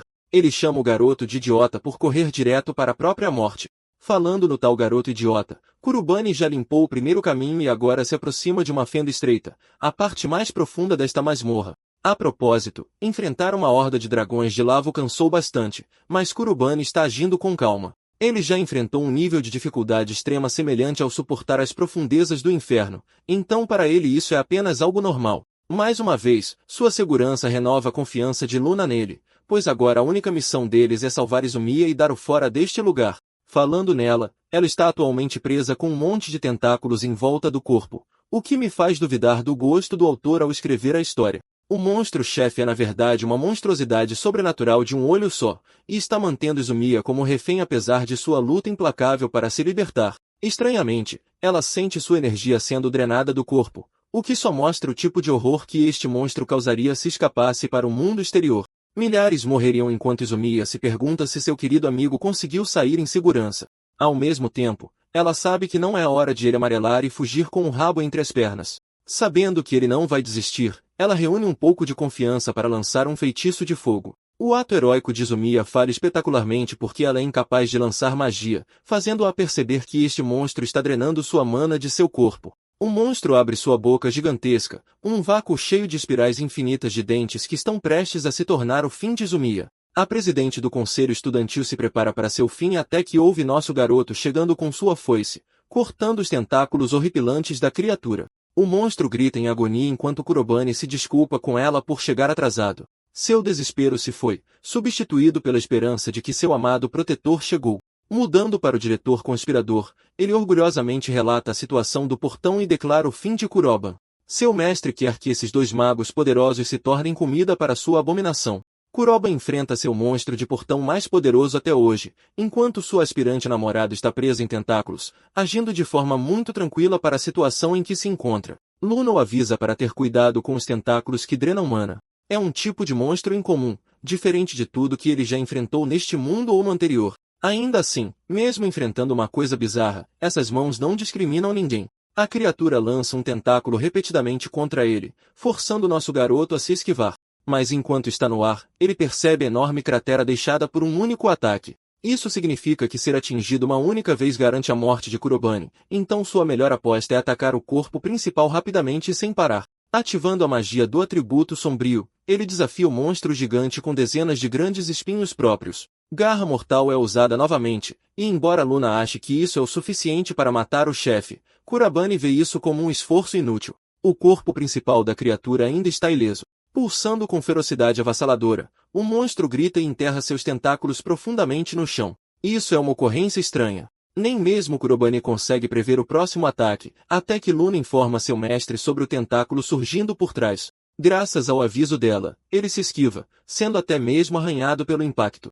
Felizmente, não foi um acerto direto, ou ele já estaria frito. Ainda assim, apesar de seus truques de magia sombria, Kurobane está achando um saco lidar com esse tipo de monstro único e não consegue descobrir seus padrões de ataque. A criatura lança outro tentáculo para flanqueá-lo por trás, forçando Kurobane a usar sua foice e cortá-lo. Mais e mais tentáculos surgem dos lados, atacando de todas as direções, mas ele está lá, cortando-os como se fossem sushi. A mensageira da deusa está entristecida. Ela só viu este homem lutar sem parar desde que ele pisou dentro do portão negro, o que significa que sua mana deve estar no limite. Pela forma como Izumiya está sendo tratada, ela não sobreviverá por muito mais tempo. O problema de Kuroban confrontar diretamente o corpo principal da criatura é que ele também corre o risco de ser cercado pelos tentáculos, o que selaria seu destino. Decidindo mandar um foda-se, vamos com tudo, este homem joga fora sua foice, encarando o monstro com determinação feroz. Ele avança com uma velocidade insana para se aproximar do corpo principal da criatura. Izumiya observa, impotente e preocupada. Como previsto, o monstro o ataca com numerosos golpes de tentáculos. Contra-atacando, ele usa o feitiço ceifador sombrio com ambas as mãos para criar fendas dimensionais que engolem todos os tentáculos que se aproximam. Então ele corre em direção ao corpo principal usando os mesmos tentáculos, forçando o monstro a cobrir seu corpo principal para se defender. Kurobane não vai deixar sua única chance ser desperdiçada assim, então ele usa magia sombria novamente, conjurando uma dúzia de portais e disparando rajadas de energia, o feitiço conhecido como lâmina cega. Isso destrói todas as defesas, deixando o corpo principal completamente vulnerável a ataques. Kurobane salta para confrontar seu olho enorme, declarando o fim de tudo. Como seu ataque final, ele reúne cada pingo de mana para o feitiço supremo Força Perdida, socando o olho do monstro com um golpe demolidor. Isso causa dano suficiente para o chefe explodir em dor. Seus tentáculos são purgados e deixam de existir, libertando até mesmo Izumiya de seu alcance. A luta termina enquanto a presidente do conselho estudantil cai do céu. Seu cavaleiro de armadura brilhante a resgata em segurança. Kurobane verifica a condição dela, e embora ela mal consiga falar, ela sorri calorosamente para ele como se estivesse prestes a se tornar a esposa deste homem. E agora a melhor parte, o diretor de repente percebe que seu plano mestre supremo, o próprio Portão Negro, está desaparecendo por conta própria. Esta é uma mudança inesperada. Não há como Kuroben ter conseguido algo deste calibre. De jeito nenhum ele poderia ter realmente derrotado o mestre do Portão Negro. Shedu verifica o anel, sabendo que ainda deve tê-lo. Ele rapidamente o pega e o coloca, tendo reunido todas as joias do infinito necessárias para eliminar exatamente metade do universo. Espere. Merda. História errada. Mas antes que este aspirante a Thanos possa fazer algo, nosso garoto bate na porta. Invadindo como a personificação da escuridão, Kuribon confronta o diretor por cometer um erro que acabará com sua carreira ao arrastar Izumiya para a confusão deles. Ele fica diante do diretor perplexo, que questiona como ele chegou ali, enquanto Kurobane se posiciona como o erradicador de escória como ele. Shido pergunta o que Kurobane está fazendo ali, e nosso garoto confessa que na verdade usou um certo feitiço para colocar uma marca em seu corpo, o que lhe permitiu se teletransportar diretamente para a base secreta. Isso irrita o diretor porque ele de repente se lembra que a figura sombria anterior no corpo de Kurobane poderia ser a marca da qual ele está falando. E no fundo, Shido se sente desconfortável porque nunca ouviu falar desse tipo de magia antes. Ele ignora isso e assume que Kuruban é apenas um adolescente mimado agindo de forma ousada, mas esse pensamento se desfaz quase instantaneamente. No momento seguinte, Kurobane assume o controle da conversa e se torna o dominante, perguntando diretamente ao diretor se foi ele quem invocou o portão. Ele também diz que mentira é inútil, porque já consegue ver todo o equipamento escondido atrás dele e que a única escolha inteligente que resta é dizer a verdade. Kuroben então o acusa de criar um centro de treinamento para jovens magos e pergunta por que ele faria isso se seus motivos sempre foram sombrios e distorcidos. O diretor pausa por um momento, então com um olhar sinistro em seu rosto, ele finalmente confessa que seu objetivo era criar comida. Kuruban fica confuso a princípio, enquanto Shido explica que quer encher as barrigas dos monstros além do portão e que todas aquelas vítimas, todos aqueles pobres estudantes, são cultivados apenas para esse propósito. É por isso que ele admite sem hesitação que foi ele quem abriu o portão. Ele se aproveita do caos e ganha poder e autoridade se ajoelhando perante os monstros. Kuroben ouve tudo, mas não consegue esquecer que, no plano cruel de seu mestre, o homem tentou até mesmo sacrificar a inocente Zumiya. Ele vê Shido como uma escória absoluta que rasteja pela terra, e o que o irrita mais é que o homem não sente nenhum arrependimento. Ele está convencido e orgulhoso do que fez. Shido então invoca seu elemento fogo e diz que não se importa com o tipo de insulto que Kurobane lance contra ele, porque no final, o adolescente vai morrer. Com essa confiança, o vilão lança bolas de fogo em direção a Kurobane, certo de que isso acabará com a luta, mas Kurobane é muito mais poderoso do que o diretor imagina. Com um único movimento da mão, ele cria um escudo e elimina cada bola de fogo com um movimento limpo. Shido fica confuso porque a magia nem sequer se aproxima de Kurobane, em vez disso, desaparece completamente antes de alcançá-lo. Então ele percebe que Kurobane o está provocando, dizendo abertamente para ele atacá-lo de verdade desta vez e mostrar sua força real. O diretor fica furioso e pensa que precisa mostrar a este adolescente como é a verdadeira punição. E quando ele nota a aparência rude e maltratada de Kurobane, ele se convence de que Kurobane já está derrotado e que ele agora tem a vantagem. Ele reúne seu elemento fogo mais uma vez e carrega outro ataque, ameaçando que desta vez apagará Kurobane completamente. Mas nada disso acontece porque, assim que as bolas de fogo estão prestes a atingir, Kurobane usa sua magia de atributo sombrio, espelho da negação, e cria um campo de força ao seu redor. As bolas de fogo ricocheteiam na barreira e vão direto para Shido, não lhe dando tempo para escapar enquanto seu próprio ataque o atinge. Ele grita em agonia e desaba no chão, tossindo uma fumaça espessa enquanto seu corpo treme. Ele não consegue acreditar que um aluno que ele antes via como incompetente possa derrotá-lo com tanta facilidade. Mas quando ele olha para cima e vê a aura emanando de Kurobane, ele finalmente entende que não está enfrentando uma pessoa comum. O diretor se força a levantar e percebe que não lhe resta outra escolha a não ser invocar um portão ali mesmo se quiser ter alguma chance de vencer.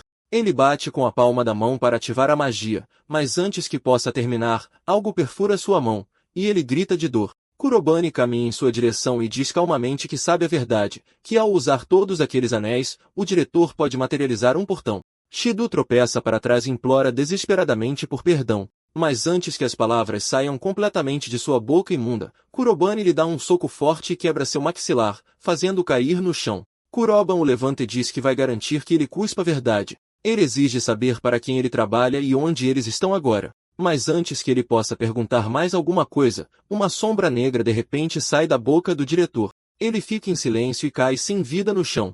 Kuroban percebe que perdeu a chance de extrair respostas. Mas em outro lugar, dentro de uma sala vasta e solitária, um homem loiro reflete calmamente sobre como perdeu um de seus peões. Ele sabe que Kuroban pode ter vencido esta pequena batalha, mas enquanto o príncipe Shark se levanta e olha para a lua, ele entende que a guerra está prestes a começar e longe de acabar. No dia seguinte, Kuroban encontra Zumiya no terraço enquanto encara a bandeira que ele tanto despreza. Ele explica o que aconteceu com Shido e como, quando o homem acorda após o ataque, ele perdeu todas as suas memórias. As autoridades ainda o levam sob custódia, mas a verdade permanece inalterada. Portões continuam a aparecer em outros lugares, o que significa que Shido nunca foi o único por trás da conspiração. Isso corresponde exatamente à teoria em que Kurobane já acredita, e não há dúvida em sua mente de que Shark está envolvido de alguma forma. Uma voz baixa ecoa em seus pensamentos, avisando-o para não baixar a guarda porque a guerra está se aproximando. Kurobane já sabe disso, e em silêncio, ele desafia Shark a trazer o seu pior, porque não importa o que aconteça, ele o encontrará e o destruirá. Um pouco depois, Kurobane está tentando dormir quando memórias de sua vida passada vêm à tona. Ele se lembra de derrotar o Rei Leão e depois retornar ao seu orfanato como um herói vitorioso, prometendo aos meninos e meninas que lhes ensinaria a magia. Ele se lembra de como uma vez ficou satisfeito em trabalhar ao lado do príncipe Shark e como tudo terminou em uma traição brutal e mortal que levou à morte de todos que ele amava. O pesadelo se torna demais para ele suportar, e ele acorda em pânico. Enquanto recupera o fôlego, ele nota a luz do sol entrando pela janela e percebe que já é de manhã. Ele sabe que Shido agora foi demitido depois de tudo o que aconteceu, mas também sabe que o homem nunca agiu sozinho. Um profundo sentimento de inquietação se instala em seu peito enquanto ele olha para a bandeira no topo da escola, porque sente que Shark ainda está lá fora, em algum lugar próximo.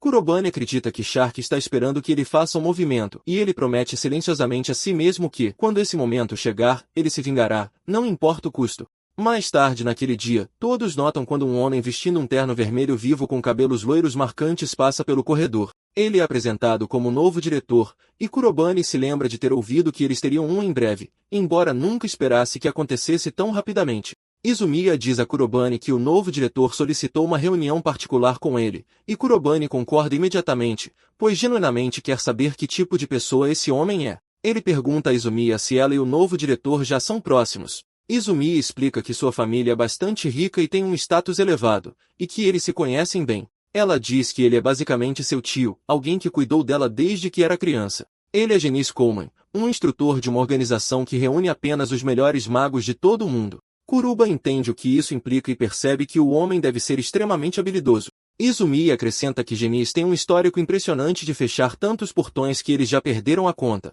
Luna cutuca Kurobe mentalmente e sugere que eles definitivamente deveriam encontrá-lo e julgar sua verdadeira personalidade pessoalmente. Kuroben concorda, pensando que é uma boa chance de se conectar com um mago poderoso, e ele decide não julgar Genis com base em rumores. Ele quer se decidir somente depois de encontrá-lo cara a cara. Kurobane e Izumiya vão juntos para a sala do diretor, onde Genis os cumprimenta com um calor genuíno. Ele já sabe exatamente quem é Kurobane, e ver o sorriso brilhante de Gênesis faz Kurobane sentir como se a sala estivesse cheia de luz solar e tranquilidade. Ainda assim, Kurobane se sente um pouco nervoso por causa do entusiasmo avassalador do homem, e até Luna parece pega de surpresa por isso. Kurobane pergunta baixinho a Izumiya se Gênesis é sempre tão energético, e ela suspira e admite que sim, embora acrescente que seu otimismo tende a contagiar as pessoas. Gênesis explica que vem da Sabre, uma organização e instituição que une magos de todo o mundo. Ele diz que a Sabre não é apenas sobre treinamento. Eles também são responsáveis por gerenciar os portões que aparecem em todo o globo. Em termos simples, eles protegem a humanidade dos desastres que saem desses portões. Após a formatura, os estudantes podem se juntar à Associação de Magos, mas entrar na Sabre requer se tornar a elite da elite. Com isso, Kuroba entende que Gênesis não é apenas habilidoso, mas um mago de alto nível com uma posição elevada mesmo dentro da Sabre. Enquanto Gênesis continua falando, seu tom se torna um pouco presunçoso, o que deixa tanto Kurobane quanto Izumiya um pouco envergonhados. Percebendo o momento, Izumiya gentilmente reconduz a conversa e pergunta a Genis o que ele queria discutir com tanta urgência com Kurobane. Genis fica mais sério e explica que Kurobane já sabe que o mundo está sob constante ameaça de portões se reabrindo. Ele admite que a Sabre está sobrecarregada e com falta de pessoal, e é por isso que não conseguiram posicionar alguém permanentemente nesta região. Até agora, essa estratégia funcionou porque não ocorreram incidentes graves aqui. E sempre que os portões apareciam, eles geralmente se fechavam sozinhos. No entanto, a situação mudou nos últimos dias com o surgimento do Portão Negro. Gena diz que nem mesmo a Saber pode se dar ao luxo de ignorá-lo mais, e é por isso que ele foi enviado para cá. De acordo com as autoridades superiores da Saber, o nível de perigo do Portão Negro supera até mesmo as ameaças de categoria vermelha. Se os monstros presos lá dentro conseguissem escapar, centenas ou até milhares de vidas inocentes poderiam ser perdidas em um instante. Genis explica que é exatamente por isso que eles precisam ficar alertas e observar de perto o aparecimento de quaisquer novos portões. No entanto, a Sabre não tem pessoal suficiente para cobrir tudo, e é aí que Kurobana entra. Para lidar com o caos crescente, Genas pede ajuda tanto a Kuroban quanto a Izumiya. Ele acredita que eles têm as habilidades necessárias para confrontar o Portão Negro. Tanto Kurobane quanto Izumiya ficam claramente chocados ao ouvir alguém do escalão de Genas falar sobre eles com tanta confiança. Gênesis então revela que recebeu relatórios mostrando que eles também estiveram envolvidos no fechamento de um portão antes. Investigações adicionais provam que até mesmo membros de alto escalão da SAR tiveram dificuldade em lidar com o Portão Negro. Por causa de sua experiência, ele quer que eles fiquem em guarda e usem suas habilidades excepcionais. Ele dá ênfase especial ao poder avassalador de Kurobane e diz que é vital para defender o mundo desta ameaça. Kurobane imediatamente estende a mão e concorda, dizendo que nunca recusaria uma chance de proteger o mundo. Izumiya tenta intervir e esclarecer que quem realmente conquistou o Portão Negro foi outra pessoa. Mas antes que ela possa terminar, um aviso urgente soa. Chega um relatório anunciando que um portão de categoria vermelha apareceu perto da escola. Izumiya se vira para Genis e pergunta qual é o seu plano. Genis responde calmamente e diz que esta é a oportunidade perfeita para testar as habilidades de ambos. Izumiya mais uma vez o adverte para não levar a situação de ânimo leve, claramente preocupada com o perigo. Antes que ela possa dizer mais, Kurobane a interrompe e diz com confiança que eles estão prontos para o desafio. Com isso, eles aceitam a missão e se preparam para partir, dizendo a Genis que o encontrarão com sua equipe do lado de fora do portão. Em pouco tempo, Kurobane e Izumiya chegam ao local do portão, sua presença pesada e perturbadora no ar. Assim que eles se preparam para avançar, alguém de repente chama e diz que também se juntará a eles. Neruse dá um passo à frente e ajeita os óculos, sorrindo ao comentar que mais pessoas tornam a luta mais fácil e divertida. Kuroben considera por um momento e concorda que ter ajuda extra é uma jogada inteligente. Com a equipe agora completa, eles caminham juntos em direção ao portão. Cada um deles carrega sua própria determinação e confiança, decididos a conquistar o que está por vir. Eles estão prontos para provar sua força e mostrar a todos exatamente que tipo de magos poderosos eles realmente são. Luna se sente silenciosamente feliz por Kurobane estar finalmente limpando um portão com mais de uma pessoa ao seu lado. Ao mesmo tempo, Kurobane se lembra do que o diretor lhe disse mais cedo, que ele queria ver a força deles enquanto conquistam este portão juntos. Isso lembra de seu mundo antigo, onde aprendeu que a confiança em um grupo é o que realmente faz as pessoas quererem lutar ao seu lado. Essa mesma confiança é algo que ele agora vê claramente tanto em Izumiya quanto em Naruse. Por causa disso, ele entende mais uma vez por que o trabalho em equipe é tão importante. Com suas resoluções alinhadas, os três avançam diretamente para o portão. Eles correm em direção ao centro e logo avistam vários tipos diferentes de monstros já os procurando. Kuruban diz a todos para darem o seu melhor e permanecerem focados. Izumiya imediatamente dá um passo à frente e declara que fará o primeiro movimento derrubando o monstro do tipo lobo. Ela invoca sua lança de gelo e dispara lanças de gelo afiadas diretamente contra ele, perfurando seu corpo. No entanto, um lobo atravessa seu ataque e avança em sua direção. No último segundo, Kurobana reage e usa sua magia de atributo sombrio para cortar a criatura ao meio. Enquanto lida com essa ameaça, Kurobana não percebe o golem de pedra se aproximando lentamente por trás dele. No momento em que percebe, ele grita para Nerus usar sua magia. Na hora certa, Nerus dispara um tiro de relâmpago diretamente nos olhos do golem, danificando o suficiente para parar seu ataque e proteger Kurobane. Luna então chama urgentemente a atenção de Kurobane para um enxame de morcegos vindo em sua direção de cima. Kuruban calmamente diz a ela para não se preocupar. Mais uma vez, ele libera sua magia de atributo sombrio, explosão furiosa, e cria uma poderosa onda de eco que arremessa os morcegos para trás antes que eles caiam no chão, sem vida. Luna se sente aliviada e satisfeita quando Kurobane finalmente exala e baixa a guarda. Depois que a batalha termina e a área fica silenciosa, Izumiya pede desculpas e diz que se tornou um fardo e que os outros tiveram que cuidar dela. Nerus também se desculpa, admitindo que sua reação foi mais lenta do que deveria. Kurobane imediatamente tranquiliza os dois e diz que eles se saíram bem, especialmente por ser a primeira vez que enfrentavam tantos monstros de uma vez. Izumiya e Nerus se sentem um pouco melhor, mas a curiosidade rapidamente substitui o alívio. Nerus pergunta que tipo de magia Kurobane estava usando, porque era incrivelmente poderosa e diferente de tudo que ele já tinha visto antes.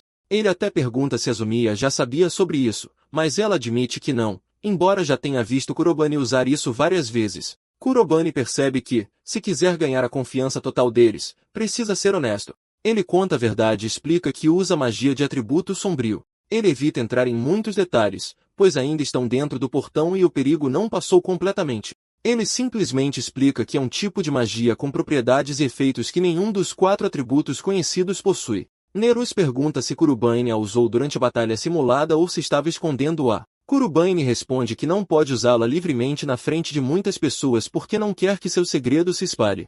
Ele então os lembra que seu foco principal agora é derrotar o chefe deste portão. E com isso, eles avançam e continuam sua jornada.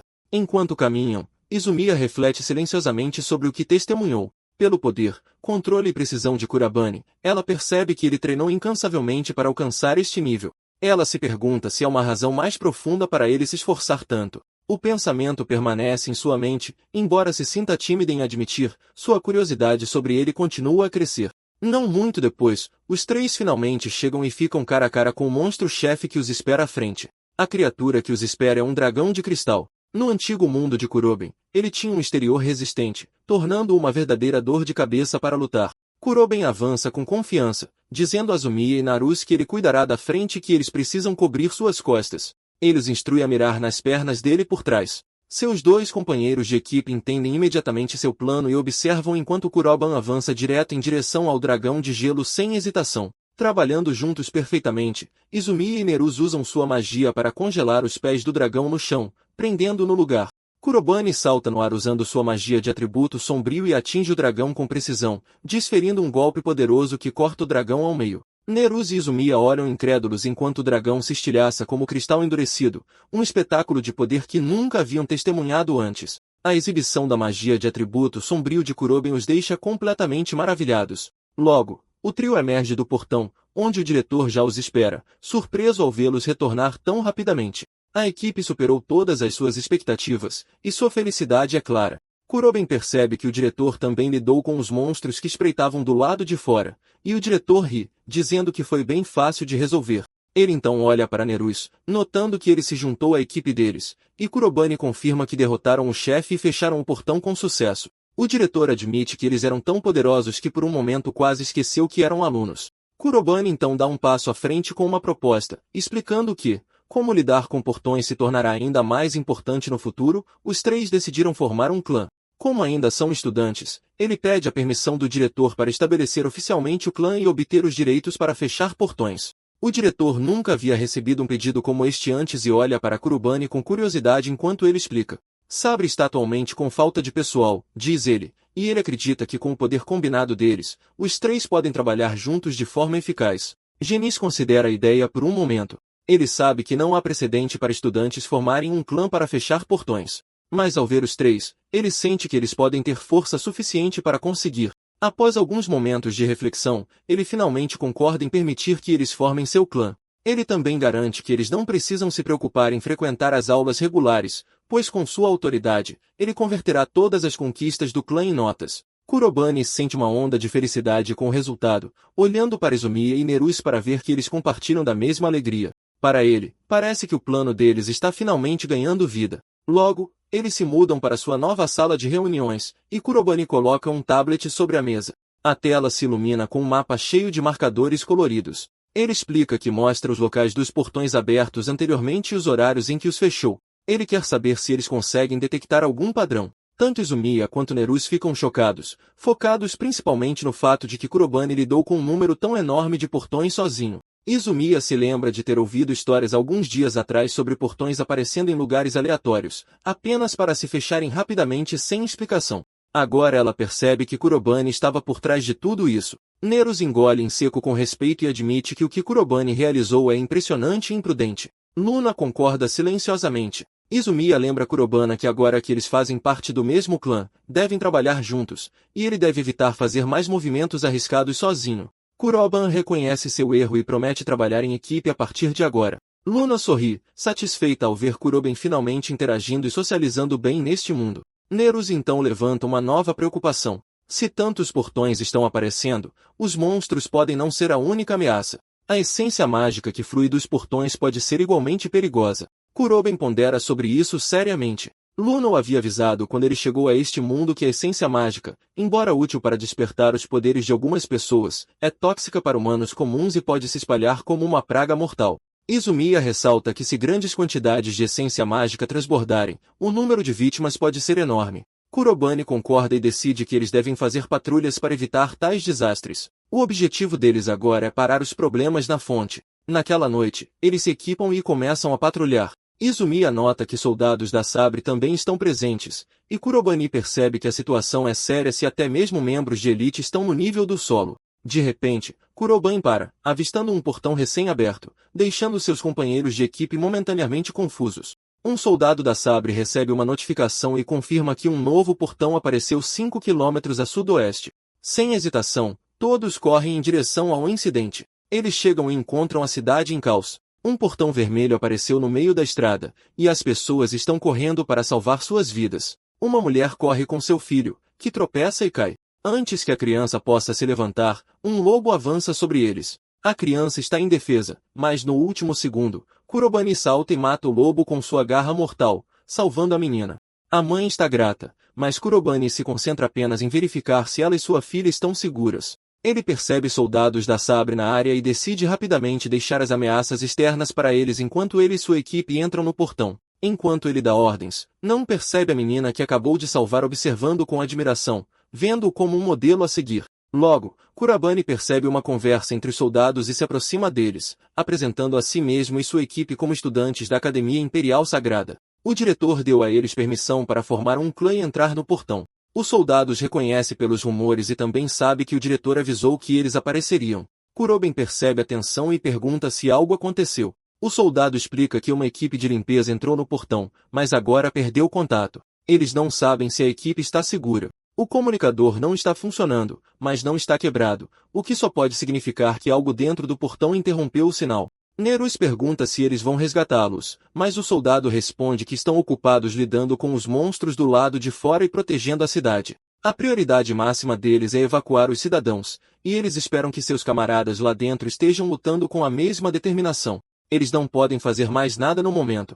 Kuruban e sua equipe percebem que resgatá-los agora também é sua missão. Ele decide que deixarão o lado de fora para os soldados e entrarão no portão eles mesmos. Os soldados avisa que é extremamente perigoso, mas nesse momento o diretor aparece, dizendo que eles não têm com o que se preocupar. Ele explica que eles são jovens talentosos e excelentes magos, armados não apenas com poder, mas também com determinação e senso de dever. Logo, todos os três entram no portão. Izumiya percebe a névoa espessa que dificulta a visão, mas isso não importa. Eles estão aqui por uma razão: eliminar os monstros e proteger todos os outros. Kuroben anuncia que esta é a primeira vez que conquistam um portão como um clã, e eles vão dar tudo de si. Enquanto os três correm pelo portão enevoado, eles notam os monstros mortos espalhados pelo caminho. Eles percebem que estes devem ser os que foram derrotados pela equipe anterior, o que os tranquiliza de que estão indo na direção certa. Nerus reflete sobre o fato de que esta é uma situação que nem mesmo a elite da Sabre conseguiria lidar facilmente. Eles não têm experiência, e ele espera que todos ainda estejam seguros. Kuruban os lembra que o monstro-chefe é provavelmente ainda mais poderoso, mas eles não podem deixar que isso abale sua confiança. A prioridade deles agora é resgatar todos que desapareceram. Izumiya está determinada, acreditando que com a magia de atributo sombrio de Kurubani, eles não terão problemas. Ela está confiante de que assim que Kurubani estiver lá, todos poderão ser salvos. Então ela se corrige, percebendo que se Kurobani lutasse sozinho, não haveria necessidade de um clã. Ela decide que não agirá sob o comando dele, mas como sua companheira de equipe. Nerus partilha da mesma determinação, prometendo a si mesmo que não será um fardo para Kurobani ou Izumiya e que irá mostrar a sua força. Entretanto, os soldados da Saber estão a lutar contra um monstro de lodo maciço. Eles atacam com bolas de fogo, mas a cada vez, o lodo forma uma barreira protetora à sua volta. Os soldados estão feridos e frustrados. Um rapaz ferido, deitado no chão, implora aos seus camaradas que o deixem e recuem para um lugar seguro. O soldado ao seu lado grita para ele não ser tolo, mas a distração permite que o lodo ataque. Os soldados apressam-se a erguer as suas barreiras de defesa, mas é tarde demais. O lodo ataca-os um a um, derrubando-os ao chão. O soldado ferido culpa-se por ser um fardo. Ele prepara-se para a morte enquanto o lodo se vira na sua direção. No último momento, uma bola de fogo roxa surge de cima, e ele levanta-se apressadamente, olhando para Kurobani. Ele pergunta quem ele é, mas Kurobani não responde, apenas confirmando silenciosamente que devem ser os soldados da Saber. O soldado repara nos uniformes deles e pergunta, hesitante, se são mesmo estudantes. Novamente, Kurobani permanece em silêncio. Izumiya deteta a fraqueza do lodo no seu núcleo e incita Norus a atacar com ela. Ela avança, sem perceber que o lodo caído começou a mover-se. Kurobani tenta avisá-la, mas é tarde demais. O lodo aterrissa na cabeça dela, prendendo-a ao chão. Nerus corre para ajudá-la, mas também fica preso. O lodo prepara-se para atacar os dois, mas Kurobani intervém no último segundo. Ele liberta a sua magia de atributo negro, disparando uma explosão maligna maciça que destrói o ataque do lodo e protege os seus colegas de equipa. O lodo evapora no ar enquanto todos observam, atônitos com o poder de Kurobani e a sua determinação em defender os seus amigos. Erguendo-se no ar mais uma vez, ele concentra sua magia e aniquila completamente o monstro, dividindo-o em dois. Os soldados observam com admiração e, assim que a luta termina, regozijam-se com a sua vitória, testemunhando em primeira mão a fúria e o poder de Kuroben e a sua inabalável determinação em proteger o seu clã. Depois de saírem do portão, os soldados agradecem pessoalmente aos estudantes por tudo o que fizeram. Kuroben responde humildemente que estavam apenas a cumprir o seu dever. O diretor ri e diz que era exatamente isto que ele esperava. Os poderes dele são exatamente como ele descreveu aos seus companheiros soldados. Ele sempre pensou que os três já eram feiticeiros excepcionais. Até o soldado concorda e admite que se sente envergonhado por os ter subestimado por serem estudantes. Ele pede a todos os soldados para lhes fazerem a saudação, e eles fazem-no sem hesitação. Kuruban e os seus colegas sentem-se profundamente tocados pelo gesto, uma onda de orgulho crescendo dentro deles. Quando Kuroben regressa, Luna cumprimenta-o com um sorriso radiante, orgulhosa da sua conquista. Kuroben lembra-lhe que manter o pessoal da Saber seguro é igualmente importante, e Luna concorda. Ela também o elogia por ter sido convidado para se juntar a Saber após a graduação, o que o faz sentir uma rara sensação de felicidade. Nesse momento, ouve-se uma batida na porta. Kuruban vai abrir e encontra Azumiya parada ali. Ela pede desculpa por o incomodar tão tarde. Kuruban pergunta se está tudo bem, e Azumiya, com um olhar tímido, pergunta se pode ter um momento a sós com ele. Azumiya senta-se na cama de Kuruban, e ele mal consegue acreditar que ela lhe está a pedir para lhe ensinar magia. Ela confessa que se sentiu impotente sendo como é, e que desejava a ajuda dele há muito tempo. Kuruban pensa por um momento, lembrando-se de como ela se deve ter sentido após a batalha anterior, quando o monstro de lodo a apanhou com tanta facilidade. O que aconteceu foi inevitável, mas ela não precisa de consolo. Ela não é esse tipo de rapariga. O que ela precisa é de saber como melhorar. Kurobane concorda e diz-lhe que a pode ensinar a lutar. Izumiya irradia de felicidade, e Kurobane pensa consigo mesmo que ela é exatamente a mesma, sempre direta e simples. Eles vão para o telhado, e Kurobane diz que devem começar imediatamente. Nesse momento, alguém os interrompe. Nerus não consegue acreditar que eles estavam, mais uma vez, a planear treinar separadamente. Ele pergunta se pode juntar-se, e Izumiya pergunta timidamente se ele também quer mesmo ser ensinado por Kurobane. Nerus insiste que sim e queixa-se que é injusto que Izumiya tenha tido uma vantagem mais cedo. Os dois começam a discutir, e Kurobane repara que Nerus está tão ansioso por aprender como Izumiya. Luna comenta que Nerus é muito transparente com os seus sentimentos, observando a dinâmica deles. Nerus limpa a garganta e lembra-lhes que, como clã, precisam de trabalhar juntos e não podem ficar para trás de Kuroben. Kuroben concorda e diz que farão isto como equipa, mas acredita que eles já têm um bom domínio da sua magia. Eles conhecem o básico e até técnicas avançadas, mas precisam de corrigir os seus hábitos. Kurobane dá um exemplo em batalha. Izumiya tende a avançar sem pensar, e ela percebe que ele tem razão. Ele explica que, quando ela se hiperconcentra, cria pontos cegos. Nerus, por outro lado, tende a não fazer previsões com antecedência. Ele pergunta o que Kurobane quer dizer com isso. Kurobane explica que a coisa mais importante em batalha é preparar-se para o pior. Por exemplo, quando Izumiya enfrentou o monstro de lodo mais cedo, ele deveria ter previsto que o monstro atacaria quando ele avançou para ajudar, mas não o fez. Nerus percebe o seu erro e admite que ficou atrapalhado. Kuruban diz-lhes que estas não são batalhas de treino da escola. O combate real tem muitas variáveis, e eles devem adaptar-se. O seu primeiro exercício é ampliar o campo de visão e habituarem-se ao combate real. Kuruban invoca um lobo usando a sua magia das sombras, idêntico ao que eles enfrentaram antes. Ele instrui-os a desviar-se dos seus ataques enquanto disparam a sua magia. Ambos concordam, e o lobo avança sobre eles. Eles lutam usando todas as suas habilidades. Depois de algum tempo, Nerus pede uma pequena pausa. Kuruban entrega-lhe uma garrafa de água e repara que Izumiya continua sem descansar. Ele comenta o quão arduamente ambos estão a trabalhar, impressionado com a sua dedicação. Nerus concorda, mas a verdade é que Izumiya também se tem contido por causa da sua posição. Kurabin fica confuso enquanto Nerus explica que Izumiya vem de uma família prestigiada que produziu muitos feiticeiros notáveis. A sua família luta na linha da frente nos portões, muitas vezes assumindo a vanguarda na batalha. O seu forte sentido de responsabilidade vem deles, e ela quer lutar contra os monstros que ameaçam o mundo e tornar-se uma das melhores. Enquanto Nerus fala, Kuruban percebe que a determinação dela vem do desejo de proteger os outros e de estar à altura da sua família, carregando o fardo de ser justa, mesmo que não os possa superar. Nerus diz que, por causa disso, apoiá-la não tem sido fácil, e ele quer tornar-se mais forte para poder estar ao seu lado. Ele pede desculpa pelo que aconteceu na batalha anterior, pois não tem intenção de perder novamente. Kurobane sorri, vendo seu espírito ardente, e os três continuam a treinar enquanto seu mestre observa com orgulho. Exatamente um mês depois, os três avançam para outra batalha. Um gigante está prestes a atacar Kurobane.